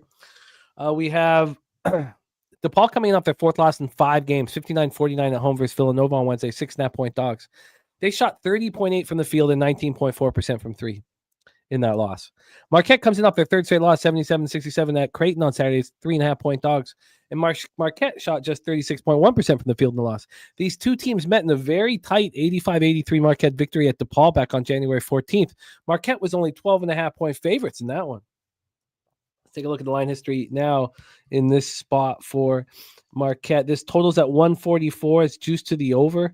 There's only been a 2-cent move to the over, though. Very little movement on the total. Excuse me. On the point spread here, we have Marquette -17. They opened up at 18.5. This 17 isn't quite a true 17 because DePaul's -113, Marquette's -103. So we'll call it 17.5. So we've still had a 1-point move towards DePaul. I mean, they're not going to overlook DePaul. They're on a 3-game losing streak, and they had a very tight game with them earlier. Take a look at the cash flow for this spot. We have 42% of the tickets and 95% of the cash on Marquette. 60-62 on the over. Here we go. Pistol Pete, the chat, thinks this is a smash and grab. What do you think? Well, yeah, I wanted to take Marquette first half, but, the line was big, so I hesitated. And I'm thinking about, Jimmy the Bag, though, I don't usually do this, but I'm thinking about throwing a 2-team money line parlay, Little Rock and Illinois, -102. What do you think? I think it makes sense. All right, I'll make that official. Illinois, Little Rock, money line parlay, -102. That's just, I'm not even shopping around. I'm just seeing a book right now where I can do that. Okay. Yeah, you're in business. I think that's interesting. Illinois Little Rock. Moneyline parlay, minus 102. Okay. Yeah, the Marquette game. Boy, would I love to take and I probably will in some way. I don't know. I'll probably take a shot with it. Massive line, though. I mean, DePaul, and Marquette is I love Shaka Smart. They're a great team, but they're not really a reliable team to cover this kind of a spread here. You need like a friggin' OKC Thunder type team to cover those kinds of spreads. You know what I mean? I hit those OKC Thunder minus 17 spreads in the NBA. Marquette, I don't know. They're good. They're very good. Are they that good? I don't know. I'd love to take Marquette here, though. Just can't do it right now officially. All right. That is DePaul Marquette here. And Stacks play today on Marquette, and a lot of the cappers joining him. Let's roll on. Yeah, sorry. And there's another comment from Spoons Bets as well. Yes, Shaka Smart is a little bit like who the fuck was the Alabama coach? Who was a great Alabama coach? Give me the bag. What the fuck is the guy's name? What? Yeah, I've lost them. My mind is fucking blank. But yes, I love Shaka Smart coach teams in like a tournament when they're a dog, right? But in the regular season as a massive favorite, no. I'm gonna pass on that. Bubba Smith. Yeah, Bubba Smith. What is the fucking guy's name? How can I not remember that? Not Wimp Sanderson, right? Wimp Sanderson. All right, let's roll on. And A&M Georgia under 140. Fucking Nick Saban. Jesus fucking Christ. Let's roll on. Out of sight, out of mind in my brain for sports betting. All right, go ahead. Let's roll on. 9 p.m. Eastern is our next spot, and it is a big one. The number 2 ranked Alabama Crimson Tide, 20-3, 9-1 in conference at the Texas Longhorns, 15-9, 4-7 in conference. We're at Moody Center in Austin, Texas. Let's get into the line history here. We have Texas opening up at +3, now +4.5. When we started this show, they were +3.5. So there's been a 1-point move towards Alabama just since the start of the show. Big move. Let's go to the total here for this one. 9 p.m. start. We have a 166.5 juice to the under. This opened up at 165.5. We have a 1-point move towards the over. Then let's get to the cash flow. 60% of the tickets, 70% of the cash on Alabama line moving towards them. 52% of the tickets, 56% of the cash on the over. Alabama comes in off their 6th straight victory, 85-81 at Arkansas on Saturday is 5.5-point favorites. Alabama shot 54.8% from the field in the victory. Texas comes in off their 2nd straight loss in 3rd and 4 games, 86-78 at Vanderbilt on Saturday is 3.5-point dogs. This is their lone meeting this year with Alabama. Take it away for us here, Pete. Crimson Tide at the Longhorns. Okay. Jim, when I reached over to plug in my my computer, was what's on the screen like not good? No, it was up to our imagination. I just realized my fly might have been down, but all right, okay. If that happened, do what you can for ratings. All right, this one is very tough. I can understand why people would like Texas. Obviously, Alabama, in general is a far superior team. I had them first half in their last game, which was a nice casher. But right now, they, overall in the year, they've been great ATS. Right now, they're playing closer to their spreads.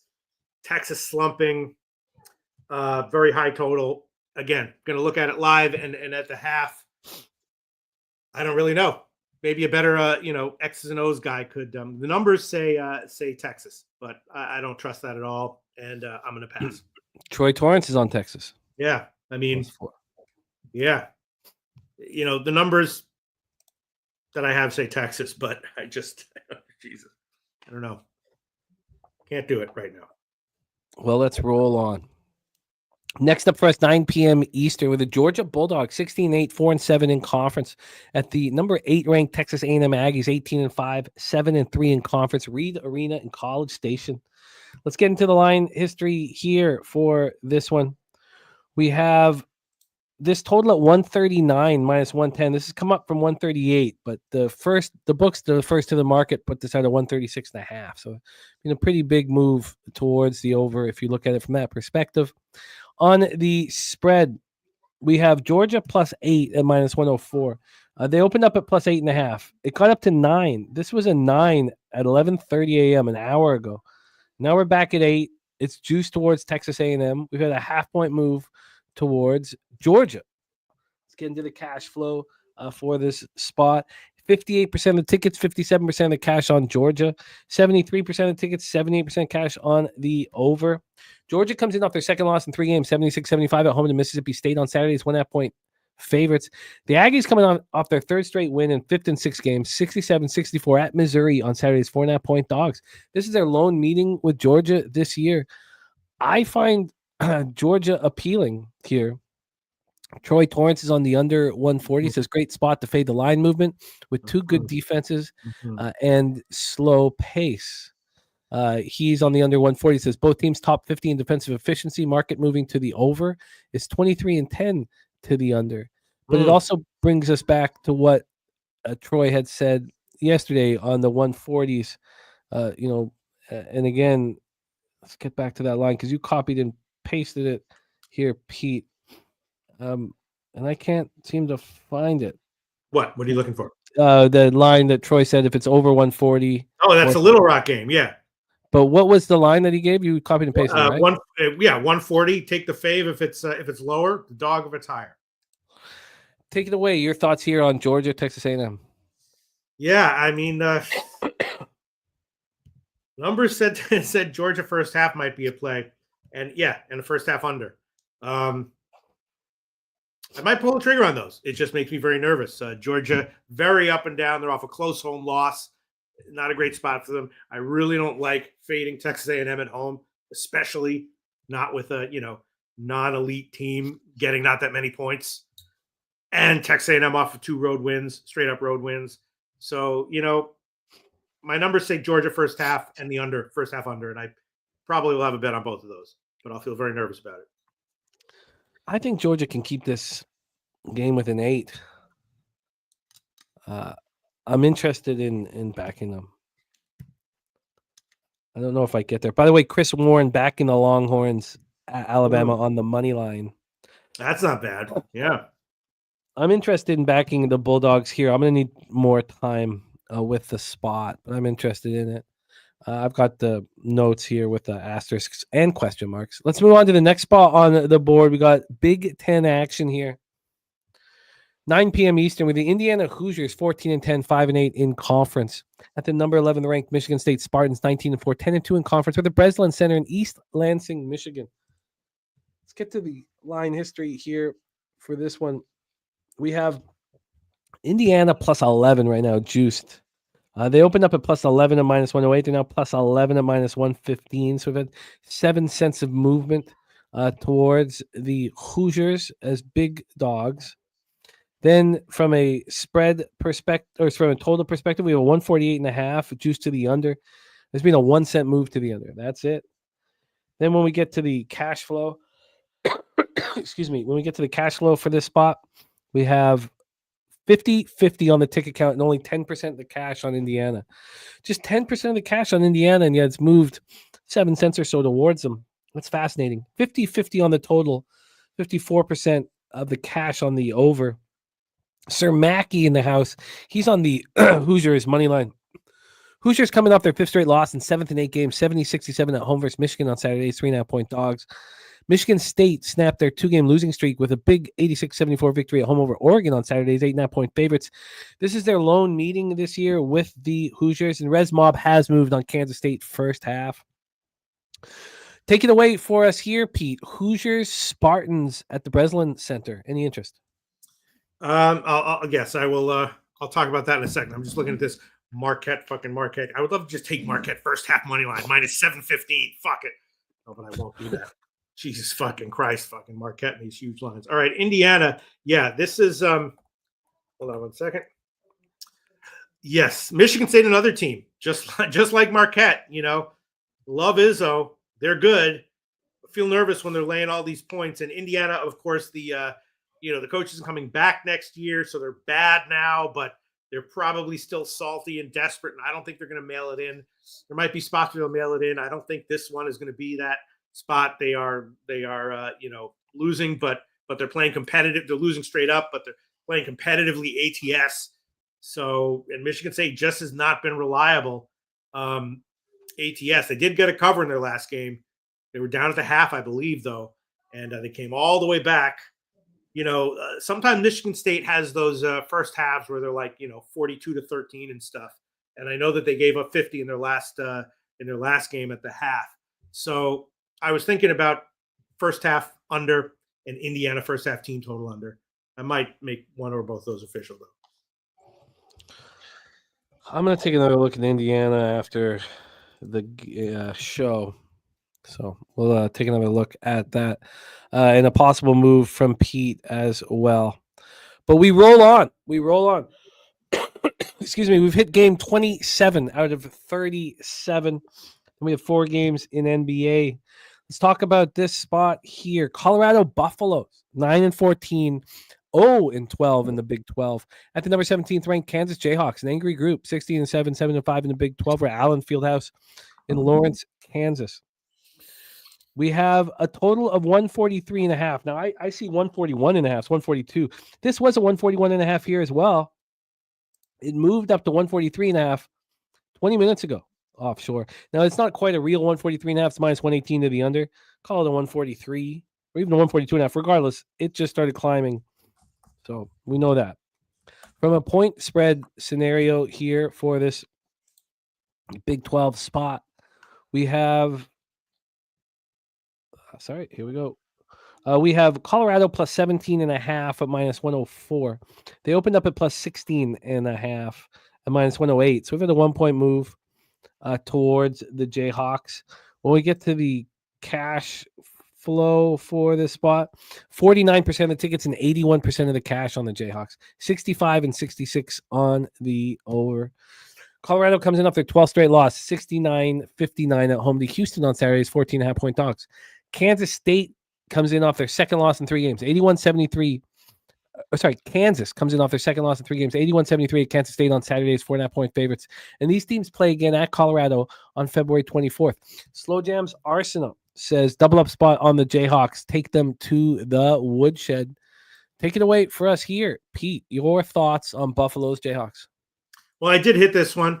Looks like it's gone a little bit in Colorado's favor. By the way, yes, I did have Colorado again. I mean, I make a lot of losing bets. I tend not to talk about them. That was a winner, though. I had Colorado first half and full game against, or maybe just first half against Houston. I don't remember but I definitely had them first half. That one definitely cashed. They're still a crappy team, though. Kansas first half, I'm seeing minus 9.5, minus 113. Make that an official play. We're going to trust Kansas to get a margin win here in the first half. This makes sense to me. Kansas first half minus 9.5. Was that minus 117? 113. Minus 113. That makes sense to me. Loshak locked in here. Kansas bounce back off the loss. Kansas State take it out on Colorado. That makes perfect sense to me. Let's move on. Got a big one coming up here. UConn Creighton. Shout out to our Morgan Spooner, who is adamant due to the X's and O's that St. John's would take out UConn, regardless of the line moving towards UConn. And he was richly rewarded for that. We're in Omaha here for a home action for the Creighton Blue Jays. 18-6, 11-2 in the Big East. UConn Huskies 16-7, 8-4 in the Big East. Let's take a look at the line history here for this one. UConn plus 4, minus 109. They opened up at plus 3 and a 1-point move towards the Blue Jays. We get to the total. We have a 142 minus 111 to the under. I see 141.5. I see 142.5. This is a 142, but this was a 143 right before. This was a 144.5 this morning. So this was climbing from 143.5 to 144.5. Now we're back down to 142. So we haven't moved to the under. And when we get to the cash flow for this spot, we have 50-50 on the ticket count, but 58% of the cash on UConn. Then we have 79% of tickets, 77% cash on the under. UConn comes in off having their modest 2-game winning streak snapped in a 68-62 loss at home versus St. John's on Fridays, 4.5-point favorites. Creighton comes in off their 9th straight win, 77-67 at home over Marquette on Saturdays, 3.5-point favorites. These teams met back on January 3rd. It was a 79-71 Marquette win at home as 10.5-point favorites. So does UConn have Rebenga here? Why do I have 797 Marquette win? That's trip. Sorry, I'm tripping out there because this. Oh, okay, I'm tripping. I guess I'm thinking. I guess in my sickness, I was writing the Creighton Marquette spot. So let's put a line through that comment. Let's just go back to Creighton comes in off their 9 straight wins, 77-67 at home over Marquette on Saturday's 3.5-point favorites. UConn, Creighton, Pistol Pete, take it away. It's going to be a pass for me, but pregame. But I'm definitely going to be looking at it live and at the half. Creighton, of course, has been absolutely unstoppable. ATS off another home win and cover against Marquette. They beat UConn by 5 at UConn earlier this year. UConn overall bad ATS right now. That St. John's game, I'm pretty sure I had St. John's big at the half. I think UConn was up, and then I took St. John's big at the half, and they came back and won it. And I know that UConn's getting that guy, a guy Liam McNeely, who is gave some points and rebounds against St. John's, had a good game. So maybe things are going to get better for UConn going forward. In fact, I think they probably will. But Creighton is not the kind of team I want to bet that turn of ATS, form against, especially on the road with a low line. I don't know. I'll be looking at this one live and at the half. Anyone who has a strong pregame opinion, I can't disagree with it. That's a tough one, though. Very hard for me to fade Creighton right now. And these teams met at UConn. This was back on January 18th. It was a 68-63 Creighton victory. UConn were 7.5-point favorites. What a difference now. 7.5-point favorites at home. And now we're sitting as 4.5-point dogs on the road. 12-point swing seems a little too much. I'm not going to move on UConn. I don't think, but I'm certainly interested in them. If this line stabilizes or at least goes down to 4, I might move on UConn to bounce back here. But it's tricky, as you say, to fade the Creighton Blue Jays. I have interest in UConn, so I'll take another look at that here after the show. Let's move on to our next spot on the board, and we head over to the WCC.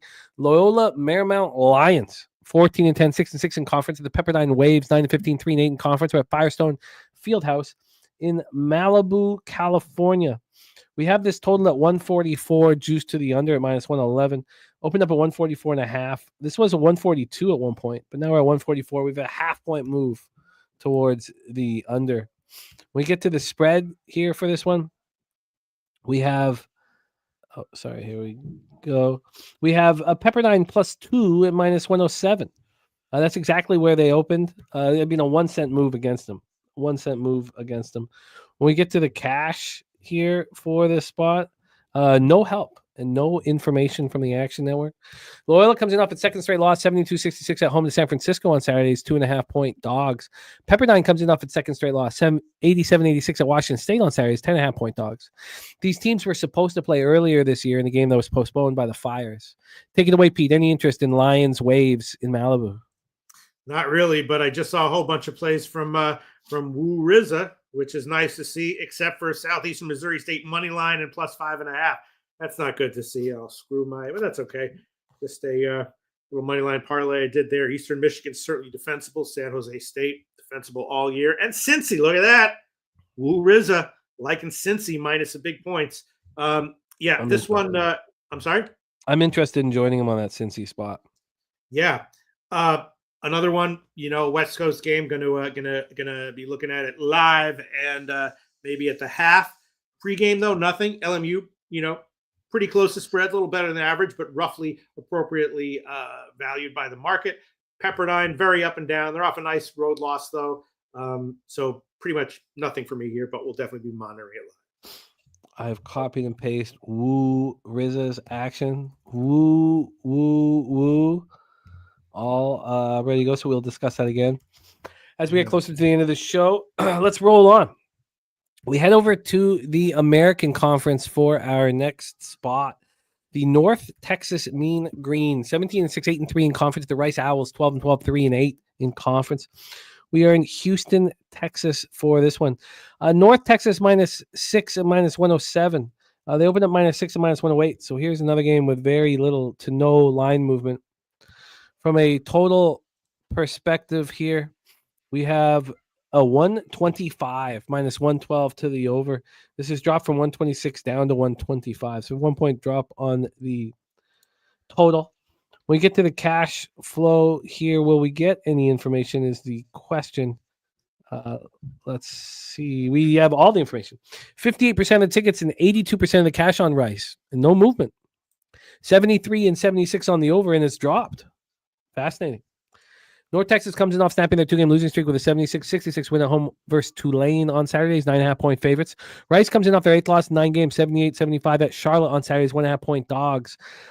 Rice shot 52.3 from the field and 52.6 from 3 in the loss. Imagine shooting the ball that well and losing to Charlotte. These teams met earlier this year on January 8th, and it was a North Texas beatdown. 81-59. They destroyed Rice as 11.5-point favorites. Or I would be on North Texas, challenging Rice, because I like to challenge teams that shoot the ball well and still lose basketball games. Shout out to Razor Sharp Picks in the house. What up, Razor? Take it away for us here, Pete. Mean Green of North Texas taking on the Owls of Rice. Well, I'm going to be monitoring it live, of course, as always. Numbers say Rice, but I didn't pull the trigger on it. Numbers say Rice, though. Yeah, after getting destroyed by North Texas earlier in the year, playing better basketball, I'm not one to switch, but I will take another look at that. I mean, that was just an absolute beatdown they took in North Texas. So I have interest. All right, so let's roll on here. We are in our last 7 games. Our last 7 games here in college basketball. We've gone through 30. So next up for us, we head to 9 p.m. action. We have the Pitt Panthers, 14-9, 5-7 in the ACC, at the SMU Mustangs, 18-5, 9-3 in the conference. We're at Moody Coliseum in Dallas, Texas. Let's get this one set up for you guys. Line history-wise, we have a 150.5 total. It's juiced to the under. A small move to the under. It's opened up a 150.5, and now it's at back 150. So we've had 5 cents of movement to the under. Now it did drop to 149 for a little while, but we're right back from whence.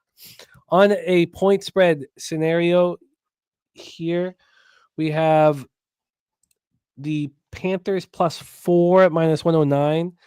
They opened up. Come on, give it to me. They opened up +4.5 at -108. So we've had a half-point move now towards the Panthers. Half-point move towards the Panthers. Cash flow-wise, sorry if you can hear my family yelling outside of the door. I apologize for that.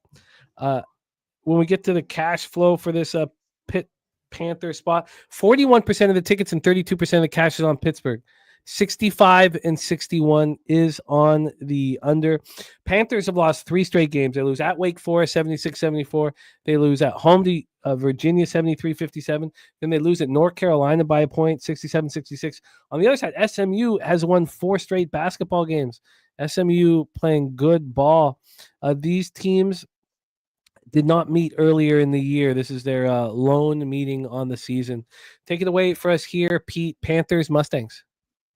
Yes, this one is, again, going to be a pass for me as far as pregame is concerned. Definitely leaning SMU, but 5 is a lot of points, and Pitt is definitely a scrappy team. I don't mind fading them in spots when they're going up against a team that's motivated and maybe getting a few points. Road dog, though, is not a spot where I like to fade Pitt, though. SMU really good right now. If Pitt's up at the half, I'll almost certainly be looking at SMU second half because Pitt is very good right now in general and a bit undervalued as well. So leaning SMU, but I'll probably wait as far as a pregame. Maybe I'll throw something on SMU first half, but by tip, but maybe not. Definitely leaning SMU though is what I'm saying here. I guess you guys have talked me off of Pitt here. I mean, it's I know we talk about 4.5 being a lot of points, but should it be more? Mustangs are rolling right now. Oh, now it's down to 4? Oh, yeah. My God. Okay, that's weird. That's weird. Yeah. I saw 5. Now it's 4. Justin McKelvey on Pitt. Crip Key on Pitt. Chris Warren on Pitt. Jerry Davis moved on SMU early, -3.5, and he says he doesn't love it. I'm interested in Pitt, but I'm going to have a bunch of question marks beside it.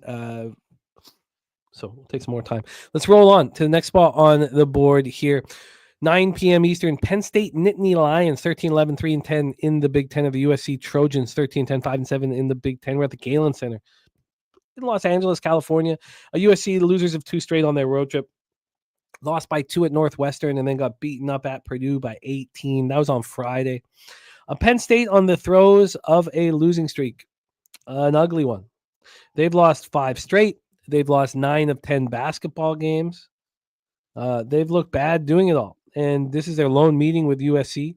They're coming off a 78-54 horrific display at UCLA on Saturday. They shot 38 from the field and 23.8 from 3. We talked about this game when we were discussing UCLA because Penn State had 18 turnovers compared to 3 from the Bruins. So Penn State losing badly here. Take a look at the line history here. We have USC -4.5 at -105. Kind of fishy. There's been a 3-cent move to Penn State at this number. I guess because of that beatdown at UCLA, you can imagine Penn State will be ready to go. You have USC coming back home from an Eastern trip, one that didn't go very well. This total's at 151. It's -113 to the under. Opened up at 151.5, now 151. But this was up at 153 for a while. So we had a half-point move to the under, but it's been crazy for that to be happening here. And then cash-wise, just 32% of the tickets and 33% of the cash on Penn State. Public on USC. Public on the under as well. 73% of tickets, 72% cash on that under. Rogue Energy says this is a buy low spot for Penn State. So he's not in love with USC. The Juice says Penn State seems broken. Jermaine smashed the over here in this USC spot. Chris Warren on USC -5. And Slow Jam says Yates for USC from my hometown. He's been balling. USC by 7 or more. Take it away for us here, Pete. Nittany Lions, Trojans in Los Angeles. Well, you pretty much summed it up. A lot of unknowns and uncertainties for both teams. Obviously, yeah, Penn State certainly slumping. Is it a buy low spot or is it a sucker buy spot? And they're going to go even lower. I'm not exactly sure. And USC, very up and down, pretty good. Yeah, they are off the blowout road loss at Purdue. Now they're back home. Both the teams have had injuries and roster issues, and especially Penn State. They've got a couple of guys who are out or banged up. So I'm not exactly sure what to make of Penn State going forward. I'll probably look at how this game goes, and once again look at live and halftime. But I'm not exactly sure if this is a buy low spot on Penn State or if it's a false buy low spot on Penn State and it's actually a sucker buy and they're going to go even lower. I'm not sure. I'd be leaning under as well. Public leaning under though. That's not nice. I would think that Penn State first half would be live after the debacle against the Bruins. The problem is USC coming off a debacle against Purdue. So I don't know if I get there. But Justin McKelvey got Penn State +4 in his pocket. So take a little more time on that one for me. I'm interested in Penn State early. Let's move on. Next up for us is a Mountain West action. We have 3 of our final 5 games in the Mountain West, and they're 3 in a row here. So let's get ready for Mountain West, where DJ Big Boss does it best. Air Force Falcons 3-21, 0-13 in conference. The UNLV Rebels 12-12, 6-7 in conference. With Thomas Mack Center in Las Vegas, Nevada. These Falcons are just a pack of losers. Here, coming off an 88-53 loss at home to the Lobos. Now the Lobos are playing really good basketball, 24-12-1 in conference. 2,619 people came to Clune Arena to watch Air Force get destroyed. Air Force shot 31.5 from the field, 29.2 from 3, 18 turnovers, and got out-rebounded by 14. They're a bad basketball team. UNLV snapped their long losing streak. Excuse me. A 5-game losing streak with a 68-57 win at Wyoming. It was a big win for them. Had to get off the schneid. Does that relax them a little bit before this meeting with the worst team in the conference? It was spot where UNLV was basically in control from start to finish at Wyoming. They were just 2.5-point favorites on the road there. Jermaine says, I moved on UNLV, but I feel doomed. Dougie Y shouting out DJ Big Boss, saying he's hilarious in our Super Bowl video. He was, man. He's just money in the bank. Let's get to our cash flow here for one of our final spots on the board. We have full information. 37% of the tickets, 33% of the cash on Air Force, 62 and 67 on the over. So public on the Rebels, and why wouldn't they be? We have this total at 135. It's juiced to the under at minus 111. This opened up at 134, so we have a 1-point move to the over.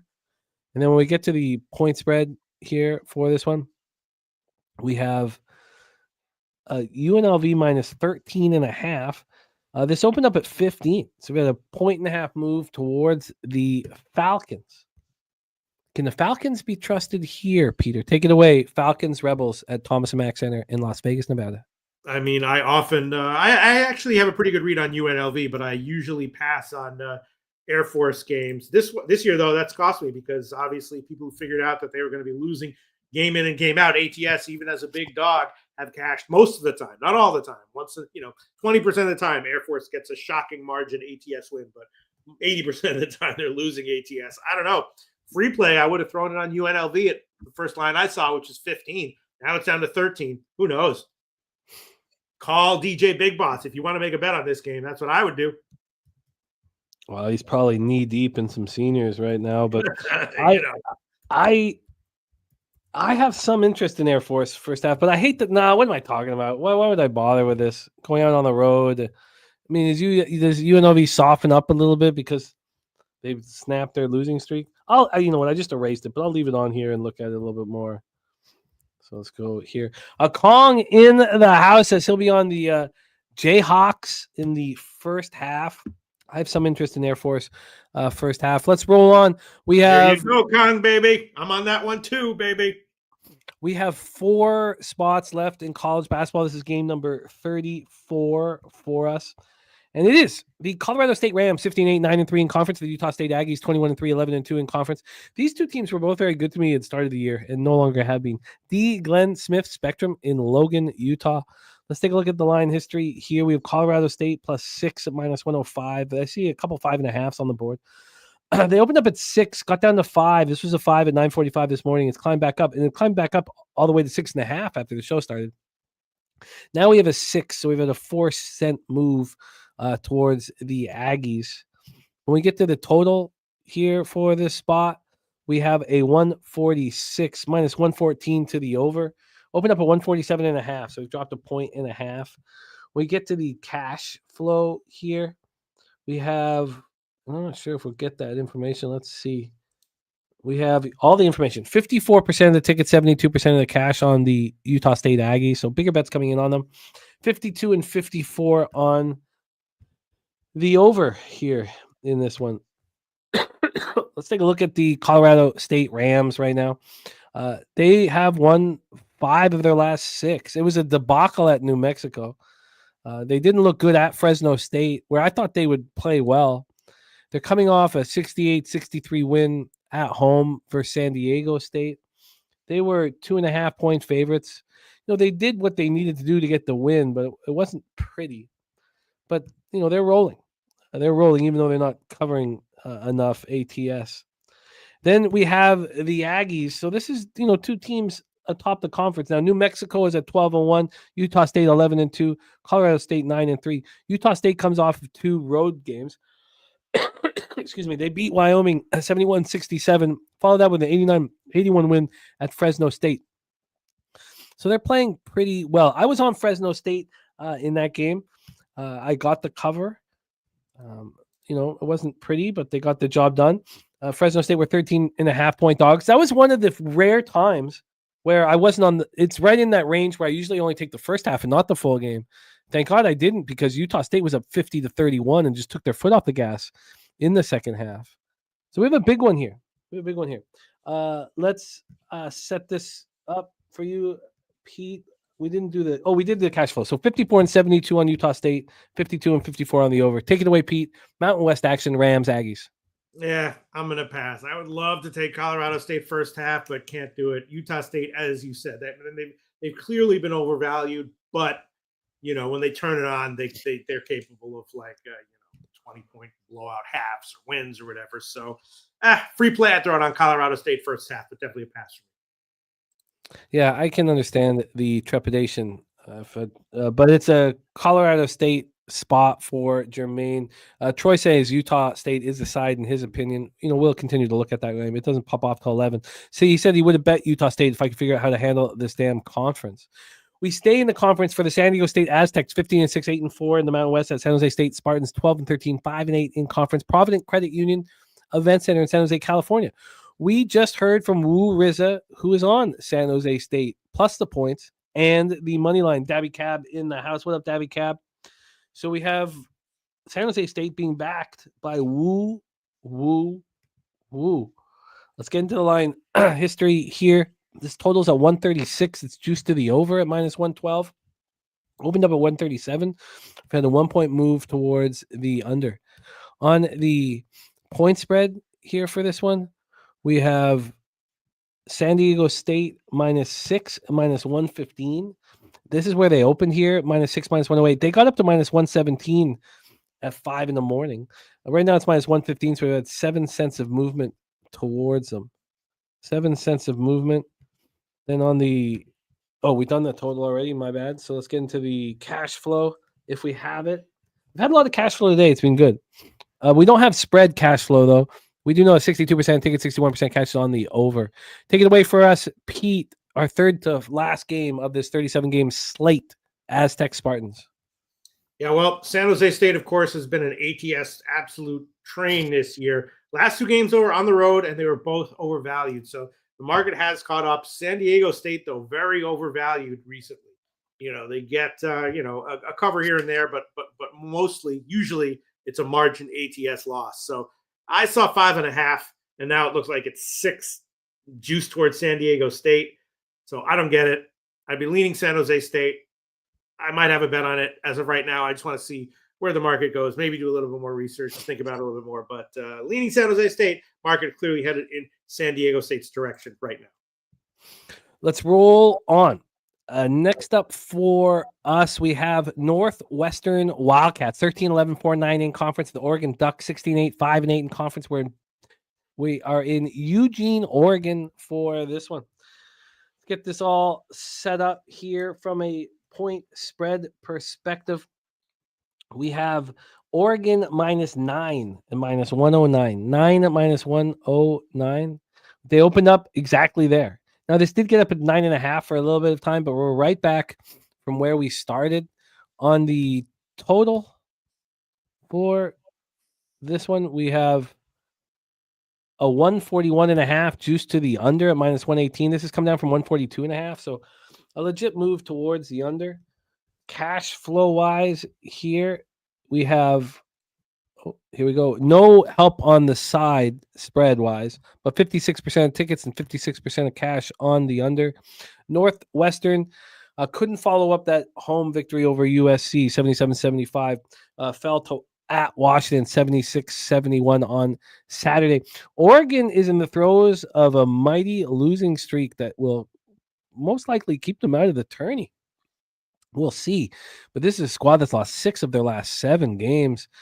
This is a squad that up until this losing streak looked like a top 20 team in the nation. Lost 6 of 7, coming off an 86-74 loss at Michigan State on Saturday. A lot of these games have been close, except for the debacle at UCLA. When they lose by 12 at Michigan State, they're 8.5-point dogs. They shot the ball poorly and didn't take care of business. I guess what the market is saying is they're going to come home and smash and grab Northwestern. Take it away for us here, Pete. Ducks at home to the Wildcats. Well, this is a very interesting situation, and I'm seeing a comment here from Slow Jam's Arsenault, which might change things. Obviously Oregon is, I don't know what's going on with them. They've been slumping ATS, and now they're a big favorite here. They should be better. Northwestern, 5 straight ATS losses, although 4 are very close, but theirs were excusable because they've had injuries, right? They lost 2 senior guards this year, so they're depleted. But now they're like a young, hungry team that doesn't have necessarily, we see this all the time, doesn't have, the experience necessarily. They probably have normal Northwestern level talent.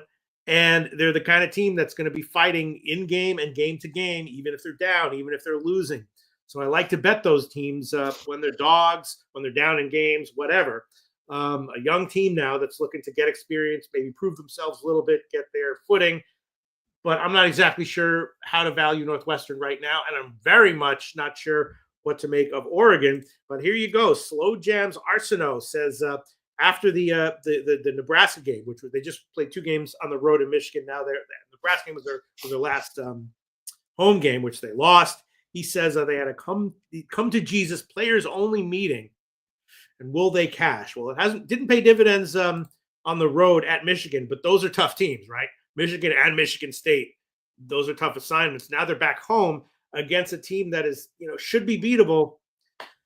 So maybe it's an Oregon spot, although they have just been absolute dog crap.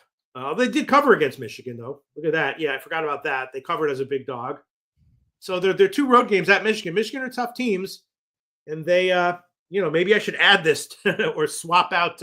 Maybe I'll take Oregon and Illinois money line parlay and add that one as well.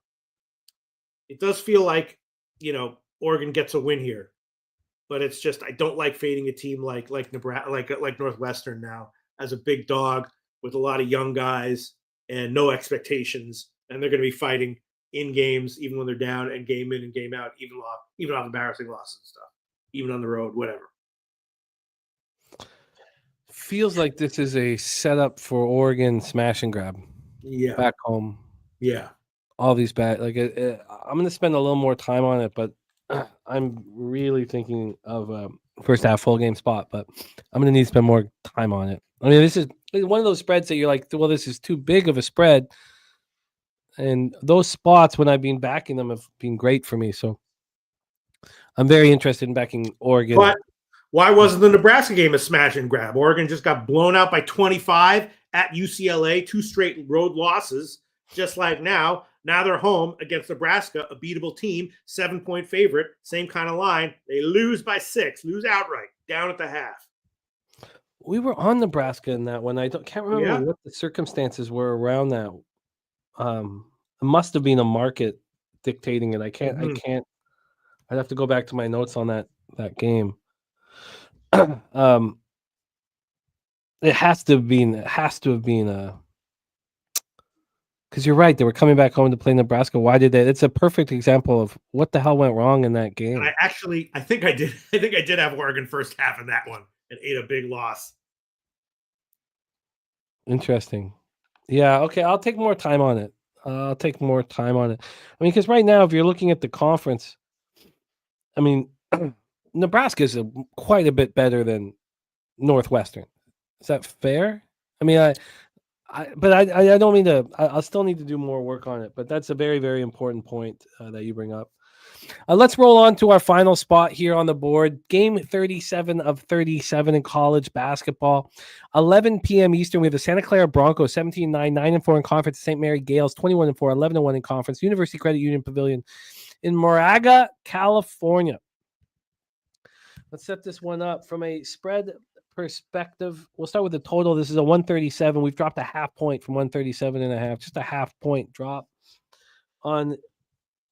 So that was the total here on the point spread. Excuse me. On the point spread, we have St. Mary's as 8.5 point favorites. They opened up at 9.5. They're now at 8.5. When it opened up at 9.5, it did move to 8.5. Oh no, that was during the show. So this has all happened during the show. A 1 point move towards Santa Clara during the show. Cash flow wise, 29% of the tickets and 44% cash on St. Mary's. So Santa Clara being backed, 62 and 62 on the over. St. Mary's bounced back as was expected after that loss at San Francisco, which we were all on San Francisco. Now I didn't have the balls to take the money line, but we knew that after beating Gonzaga that they would come crashing back to earth. They also went to Santa Clara and beat them 67-54, beat them badly. That was their only home game. in the last 3 weeks was that win over Gonzaga. So now they come back home and face the Santa Clara squad that hasn't lost since that St. Mary's debacle, 67-54. In that one, Santa Clara shot just 35.3 from the field and 36.4 from three. They also got completely out-rebounded. In that game, if you remember it, St. Mary's went on a 30-0 run in that one. 30-0 run. Santa Clara was in business and then fell apart. Oh, there's the Juice talking about it right there. So take it away here for us, Pete. Broncos, Gales, and Moraga.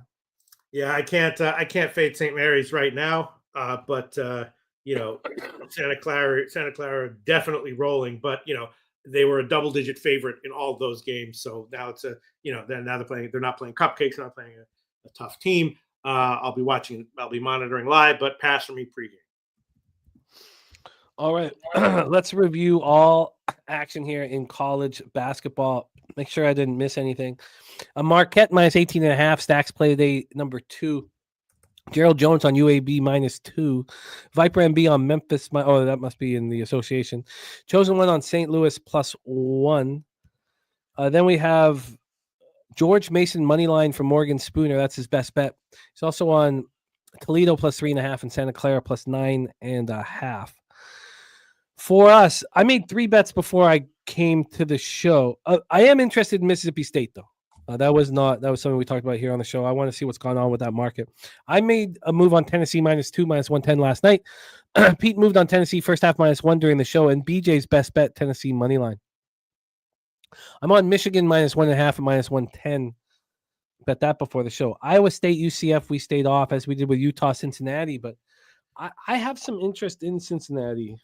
I didn't at first. It was just too big of a spread, but I'm starting to feel a little differently about it, so I'm going to look at that a little more after the show. Loshak moved on BYU first half +1.5 -112.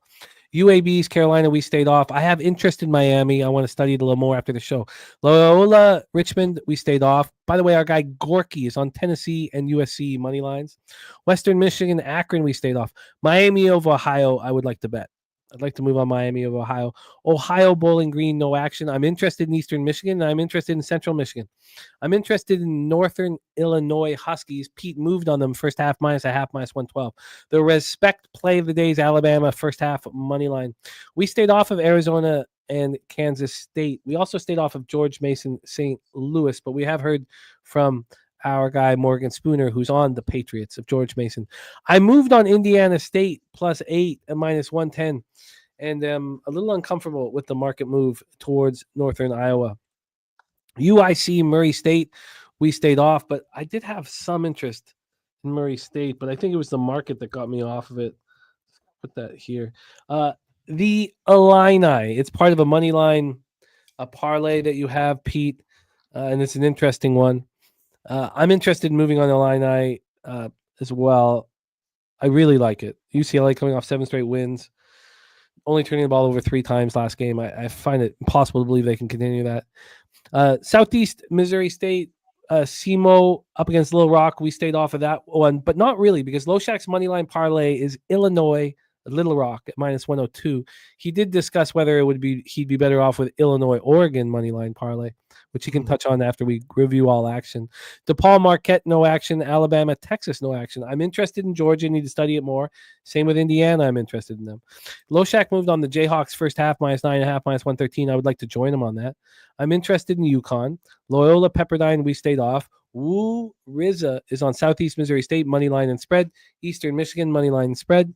San Jose State money line and spread. And Cincy -8.5. I have some interest in Rice and the Pittsburgh Panthers, as I do with Penn State first half and Air Force first half. Those will need more work. I think it's an Oregon smash and grab that I will spend more time on. Pete, is there anything I missed for your action? Nope, that's about it. Well, there you go. That is a college basketball for Tuesday, February 11th. Oh, I screwed that up. That's IN1. Sorry. That's the first time I've messed that up. There we go. Let's roll into NBA, Pete. You set these ones up, and I'll knock them down. Again, I feel pretty good about where we stand in NBA. It's been a pretty good season. I lost 11 straight basketball games, 2 weeks ago? which was devastating. I felt like I'd thrown a whole season of hard work into the garbage, but I kept firing and kept trusting. And right now I'm pretty pleased with where I stand. It's not great, but 66 and 57 plus 4.11 units ROI plus 3.34%. That record looks a lot better if you consider me losing 11 straight basketball games 2 weeks ago. So my average line's minus 109. I can get up to a 5% ROI here in one good week, so I'm excited about it. Cuban Connect in the house. We got Turnsy ready to get to work. Spooner says, good luck tonight, everyone. Pete, take it away. Lead us into our action. Sorry, I'm looking at some first half money line parlays that maybe I'll throw on there. I don't know about that. Okay, so NBA. We start with we gotta give you my notes again here. We start with Toronto, Philly, right? That's right. Yeah, well, Toronto on a road trip right now, lost their first two games, but did cover both. And just in general, they're covering at home as well. They seem undervalued right now, and maybe especially so on the road, but in general, a little bit undervalued. And Philly off of 3 straight up losses, all as a small fave. I don't know. And of course, Eagles won the Super Bowl. I was thinking that the over 225, I bet that 225, the over. I don't know where the line is now. I guess you'd have to think maybe Toronto getting a whole bunch of points once again would be a good bet. But what I was thinking about was over 225. I don't know if that line's moved. Let's take a look at the line history. Philly right now -9 and -112. They opened up at -7.5. So, excuse me, it's a pretty legit move towards the 76ers. On the total here for this one, we have a 225 juice to the under. Yeah. It opened up at 227. So we're at 225 -113 to that under. When we get to the cash flow here, sorry, let's move over here. We get to the cash flow. Sorry, let's get over to NBA. We have 57% of tickets, 58% of cash on the Sixers. And on the total, we have 91% tickets, 91% cash on the over. Thank you, Saturated. Happy you're feeling better, my man. So let's go and set this one up. Raptors just 4-21 on the road this year. Sixers 10-16 at home. We're at Wells Fargo. Over the past 5 games, Toronto playing at 26th fastest pace in the league, 96.7 possessions a game. It's very difficult to get in any kind of rhythm when Emmanuel quickly plays a couple games and then is out for 3 weeks. 44.4 from the field and 35.2 from 3. Philadelphia also 1-4 over their past 5. A little bit faster pace, 98.6 possessions a game, 47.9 from the field and 38.1 from 3. Raptors coming off their 4th straight loss, 94-87 at Houston on Monday. IQ went for 28-3, just 3 assists in 30 minutes from your point guard. Scotty Barnes was 0 for 8 from 3, and RJ Barrett remains in the NBA concussion program. I'll pull up what's gone on at shoot-arounds, but we've already heard from Rockwood saying that it's going to take a couple days for him to be cleared, so we do not expect RJ Barrett to be in the lineup until after the All-Star break. Another very important thing today is that this is the first of a back-to-back for everybody. Everybody's playing again tomorrow. These Raptors host the Cavaliers tomorrow night. The Sixers coming off their 3rd straight loss, 135-127 to the Bucks on Sunday. Maxey goes for 39, Embiid 27-12, and yet they lose by 8. They've lost 12 of their last 17. This is the first of a back-to-back for them. They play at Brooklyn on Wednesday. I'm not entirely sure. Well, Joseph Gomez, I mean, we no one did anyone expect BI to be playing? I mean, let's go to. I mean, I don't know anyone who's expected that, but let's get into the information here from the shoot around. See if there's anything else going on. But I mean, it's a big spread. I guess I lean towards, the players kind of fighting for Nurse, as they're going up against his old team.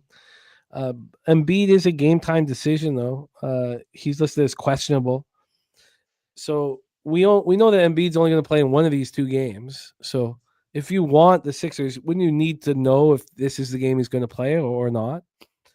Eric Gordon also, dealing with a right wrist sprain, so he didn't practice yesterday. And then the Raptors are a mess. Pirtle out, BI out, RJ Barrett out, and Grady Dick is a game time decision, but he's now listed as probable, so Grady Dick will be in. And then the other question is Mogbo. He's a game time decision right now, and he's probable. So both him and Dick will be in. I don't see how this is appealing here at all. Yeah, Andrew G, we didn't think that Tucker would actually play. 39 years old. Razor says Toronto 5-0 against spread in their last 5 games on the road. I mean, Embiid's such a big piece of this puzzle. Anything interest you other than that total, Pete? No. Yeah, I don't understand how you can really tie together X's and O's until you find out what the hell's going on with Embiid. WY says seems like a Sixers spot. Yeah, this does not appeal to me. Let's roll on to the next game. Knicks Pacers. Knicks Pacers. Okay. Well, Knicks off that blowout home loss to Boston, right?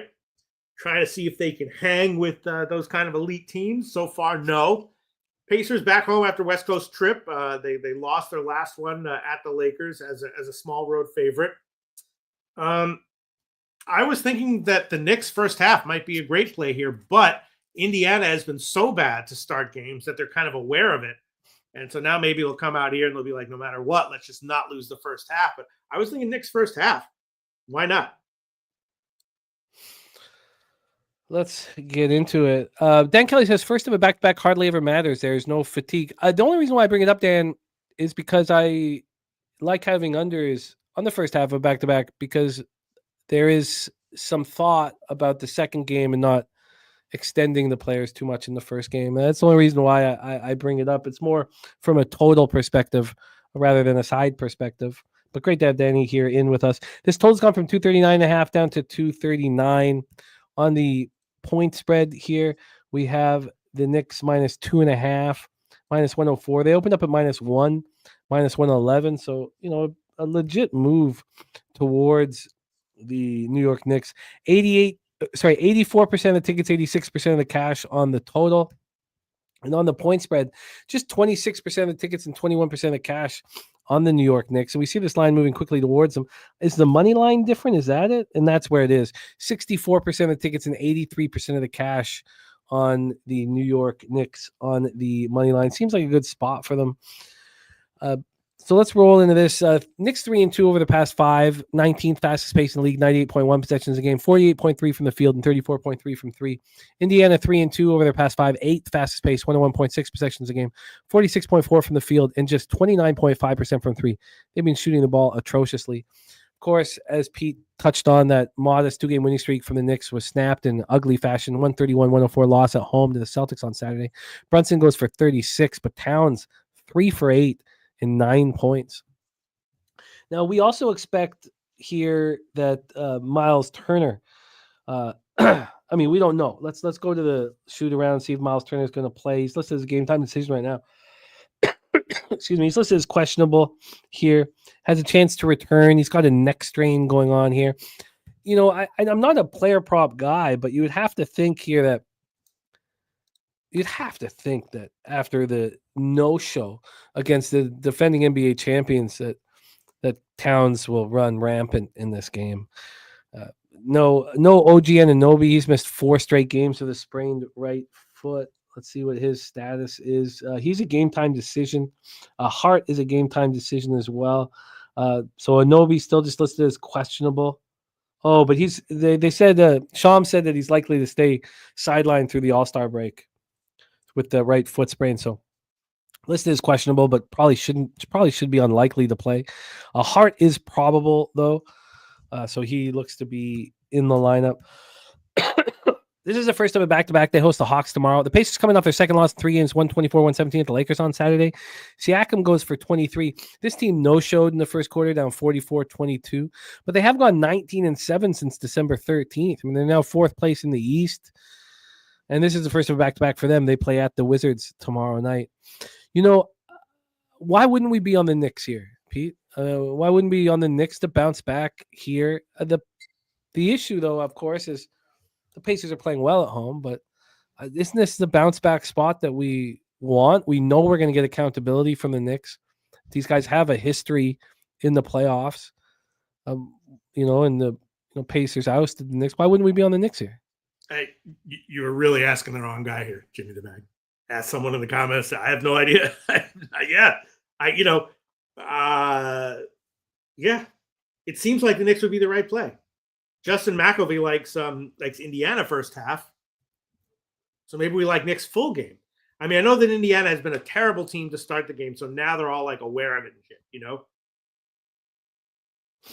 Also, I mean, do we trust Cat to bounce back here? Probably, yeah. Sure. I mean, I think he has a big game. I think it's a points and rebounds over type spot. Right now he's at 38.5, which is a lot. So I'm interested in the Knicks and Cat to bounce back here.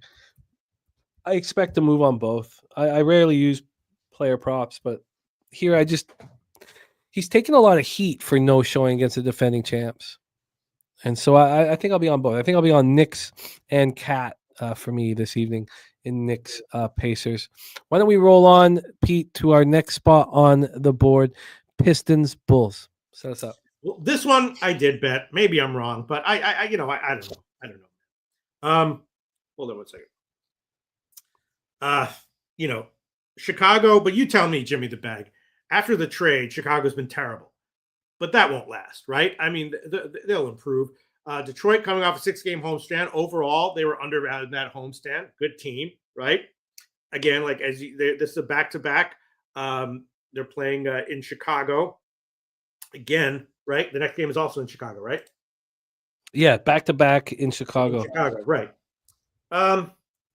I was thinking that Bulls first half, maybe full game, but maybe money line. I don't know, but at least first half. Not a lock, but got to be worth a play. Obviously the trade has thrown Chicago a bit, but this has got to be a buy low spot on Chicago, right? You would think so. Makes sense, with the breakdown. And I love the back-to-backs in the same building, but I love betting that second game. I'm generally hesitant to bet the first one. Right now, the Pistons are minus 4.5 at minus 107. They opened up at 5, a half-point move towards the Bulls. Bulls have been my best team this year in the NBA. Mm-hmm. No team. You mean in terms of your read on them? My ROI, yeah, by far. Like betting on and fading. Yeah. Okay. So what do you think the trade did to them? I think it gave them hope for the future, and the future is not this year. They just needed Levine and his contract out. So, but for what it did to them this year, I mean, maybe Saturate's a better person to ask here. They just needed Levine's contract out. The problem is they need Vooch. Nobody wants Vooch. If they could have got rid of Levine and Vooch, then they would be sitting pretty. Vooch is averaging 12 points a game over his last 3. What the hell is that? I mean, he's completely checked out. And if your big is checked out, well, you're going to lose basketball games. That's what they're doing. This total opened up at 239. It's down to 237. We've had a half-point move towards the Chicago Bulls. And when we get to the cash flow, we have some money line. Sorry, let's just do all markets here. We have 68% of the tickets and 75% of cash on the Bulls. That's a bit surprising. 81 and 80 on the over. A public home dog is pretty ugly here. Razor saying Chicago 18 and 3 straight up, last 21 against Detroit. Detroit 3 and 2 over the past 5, 9th fastest pace in the league, almost the exact same pace as the Bulls. They're 11th at 101.2 possessions a game. Both teams shooting similar from the field, 48 for the Pistons, 48.5 for the Bulls. It's from the 3-point line where the Bulls have been shooting really well, 40.9 from 3. They're just not defending it all. Detroit shooting just 33.7 from 3. Saturated says the trade's only kickstarted the rebuild. Vooch needs to get moved too, though. We got nothing for Levine, only free of his ridiculous contract. Yeah, which is what I think was a win for you guys to get out of that contract. So Pistons. So of course, as Pete mentioned, they play back-to-back here in Chicago. Pistons coming off their second straight win, 112-102 at home versus the Hornets on Sunday. Cunningham triple-double in that one, 19, 12, and 10. And Dennis Schroeder being just passed around the league. At some point, he's got to look in the mirror and ask, why does nobody want me?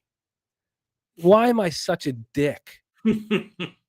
Maybe if I wasn't such an ass clown, an NBA team would like me around.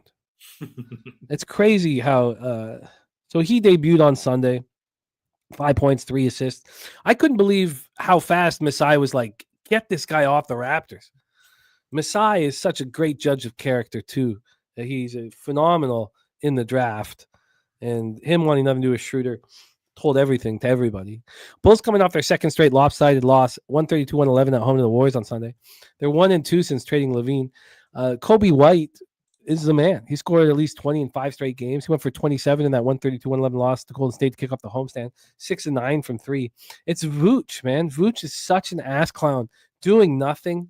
I mean, I wouldn't be able to, if I was a Bulls fan, I wouldn't be able to watch. I would just lose my mind watching him out there. He's doing nothing. So, yes, I think from a market perspective, the Bulls plus 4.5 makes a ton of sense. But who do you trust is trying out there, except for Kobe? I mean, Ayo's a game time decision. We know that Lonzo's out. Ayo listed as probable. He's being sick, so that's good. Ayo's going to play, but I just don't trust the heart of this Bulls team. I mean, we're backing the Knicks off of a horrible loss against NBA defending champions. But the Bulls, can we trust their character here? I don't know if I can. Look at this. Dan Kelly said Vooch had 10 assists versus the Pistons last week, and that line is 3.5. And J-Dub says they better care after they lose tonight. Hawks own that last 5 versus Knicks. New look Hawks are serious. 4-1 over the past 5, and we're about to talk about the Hawks. JW, if you think that the New York Knicks are going to lose by 27 points at home against the NBA champions and then think, let's not worry about our next game. Let's focus on when Trae Young comes to town. I couldn't disagree with that angle more, But if that leads you to the cash, then God bless you, man. Do you want to add any? I can't trust the Bulls. I just can't trust them. Like, I understand why plus 4. I just can't put my money on them. I can't trust them. I'm not going to trust them here. I'm not. I thought that we were going to talk my way into the Bulls, but I can't do it. So, and it's weird because in my notes here, I was like loving Bulls first half. I think yes, question mark. And then I'm looking at a Sharp Offshore book. They got full game spread 4.5. The first half spread is Detroit -3, -115. Wow, You do see those things, but with 4 and 5 point spreads, you don't usually see first half spreads that are that off from the 50% line.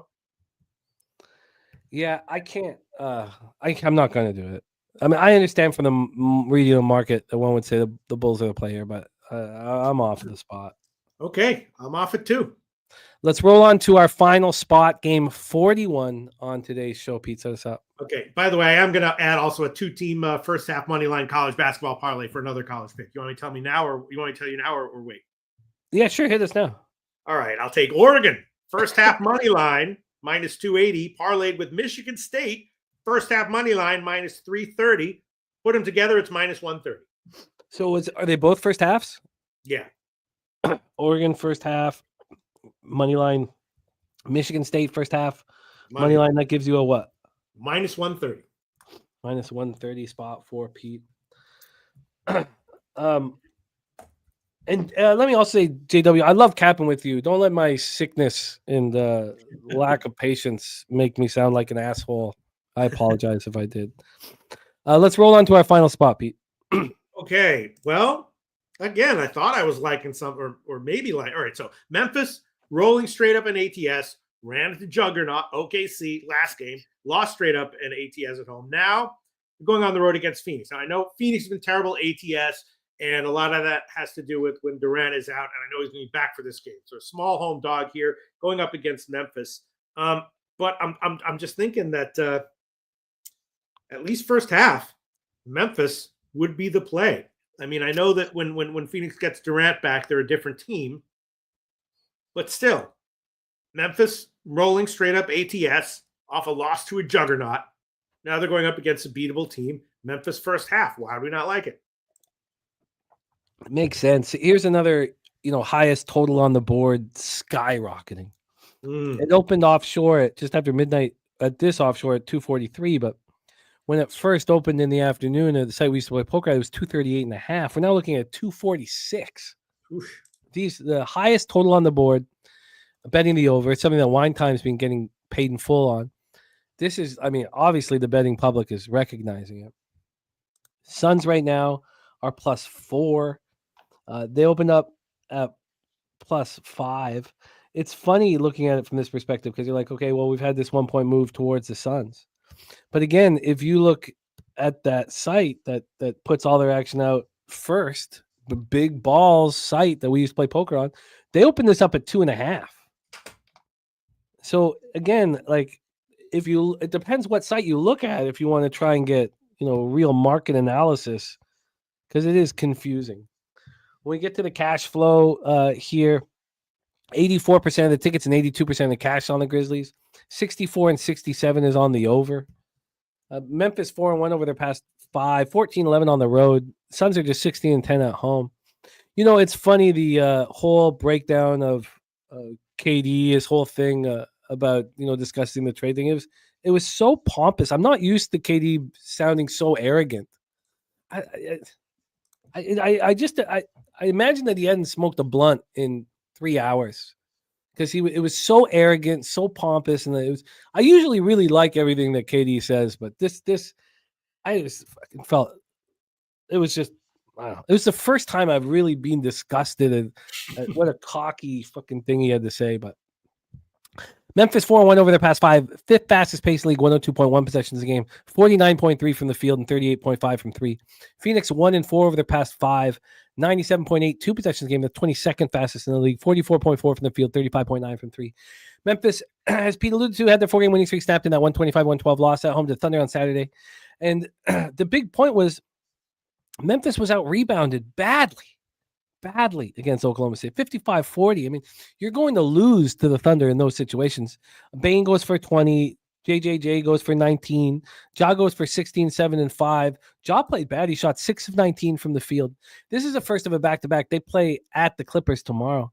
Suns coming off their 4th loss in 5 games, 122-105 at home versus the Nuggets on Saturday. I mean, if you believe in anger, right, and it does not always work right before the All-Star break. I believe in anger for the Knicks. If you believe in anger here for Memphis, well, Josh should go off. He had the opportunity to play against the class of the conference, and they got beaten badly, and he didn't do very much, and he shot poorly. Suns come off their 4th loss in 5 games, 122-105 at home versus Nuggets on Saturday.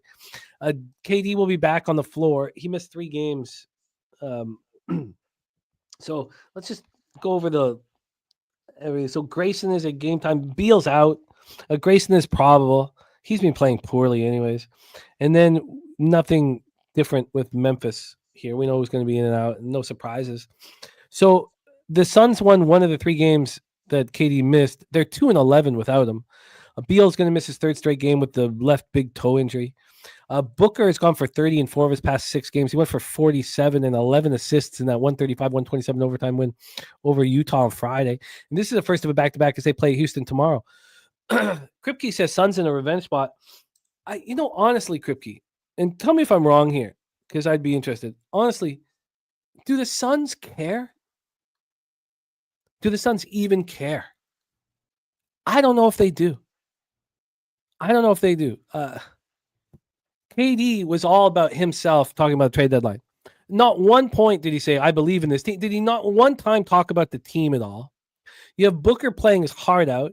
You have the 4th biggest contract in the league with my toe hurts on the sidelines and won't allow himself to be traded to help the franchise. Now, that he earned the right to have the no trade clause. Do they even remember? Do they even care? I don't even know if they care, man. And I tell you, Memphis cares. Memphis cares after no showing. I think I back Memphis and I back Ja, PRA, and I do the same thing with the Knicks. Back the Knicks and Cat points and rebounds, and that's my card for today. So that's what I'm going to do. I do not think the Suns care, and I believe that the Grizzlies care. It's that simple to me. I think the Grizzlies take care of business here and bounce back from that loss at home in front of their own fans on Saturday. They've had 48 hours to sit with that loss, and Jaws no-show. So I've got it. That's my card. That's my card. Pete, anything you want to add to this? Nah, I'll hold off on NBA.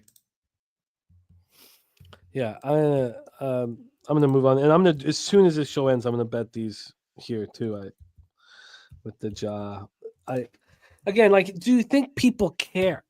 That it's so important in sports gambling. Does a team care? Is a team embarrassed? Does a team want? I do not trust the Suns to care at all. So it's going to be Memphis and Ja.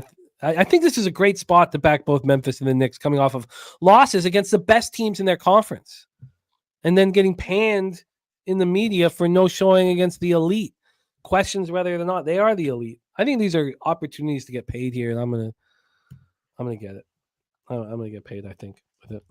JW says Suns 2-0 without Beal versus Memphis. I just think Memphis is an angry group, JW. I really do.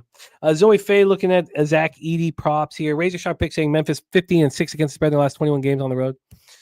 There we go. That is 41 games of action. We had just reviewed all of college basketball, so we don't need to go through that again. Pete moved on the over 225 before the show started with the Raptors Sixers. Is that something you want to make official here? No NBA for me, Jim. For me, it's Knicks and Cat and Grizzlies and Ja. And then we talked about our 37 games in college basketball. So again, like I've been telling you guys, the most important part of the day is after the show. I have the luxury of capping all these games with you. I copy and paste nonstop. So I have all your information here. Now I decide what things to add, and it's been it's helped me out very, very much. So I thank you guys so much. Let's move this here. Again, Tuesdays and Wednesdays, there'll be no producer here. Tuesdays for Pete, Wednesdays for me.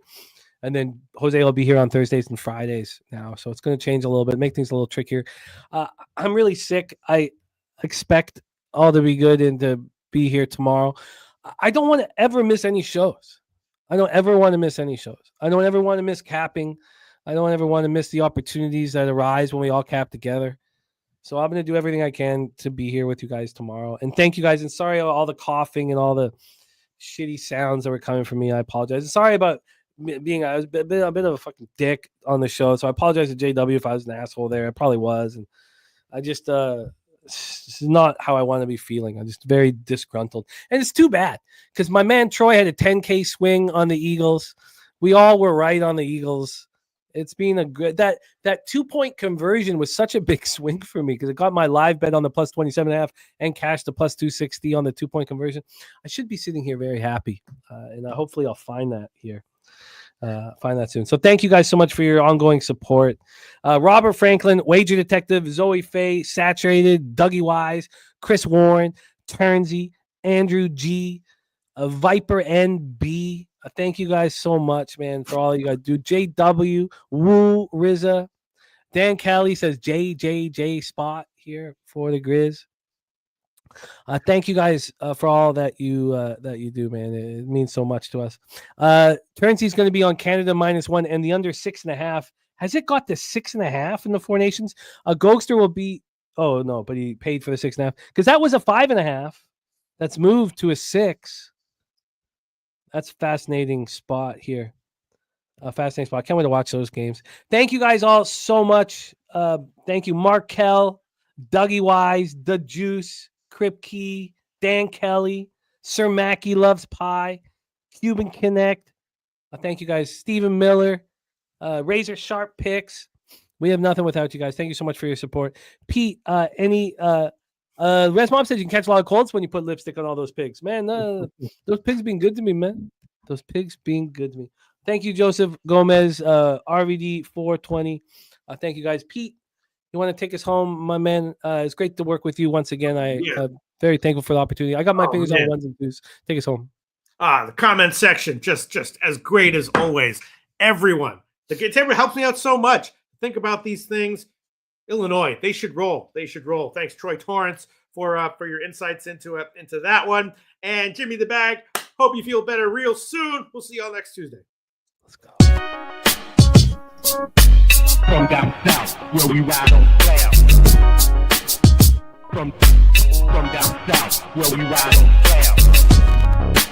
From down south, where we ride on clouds. Yo. Pub Sports Radio's the crew, that's a fact. We all about bread, making bank accounts fat. Who the hell is that? LJ from the H. I stack green like Boston, shout out to Nasty Nate. From down south, where we ride on slab.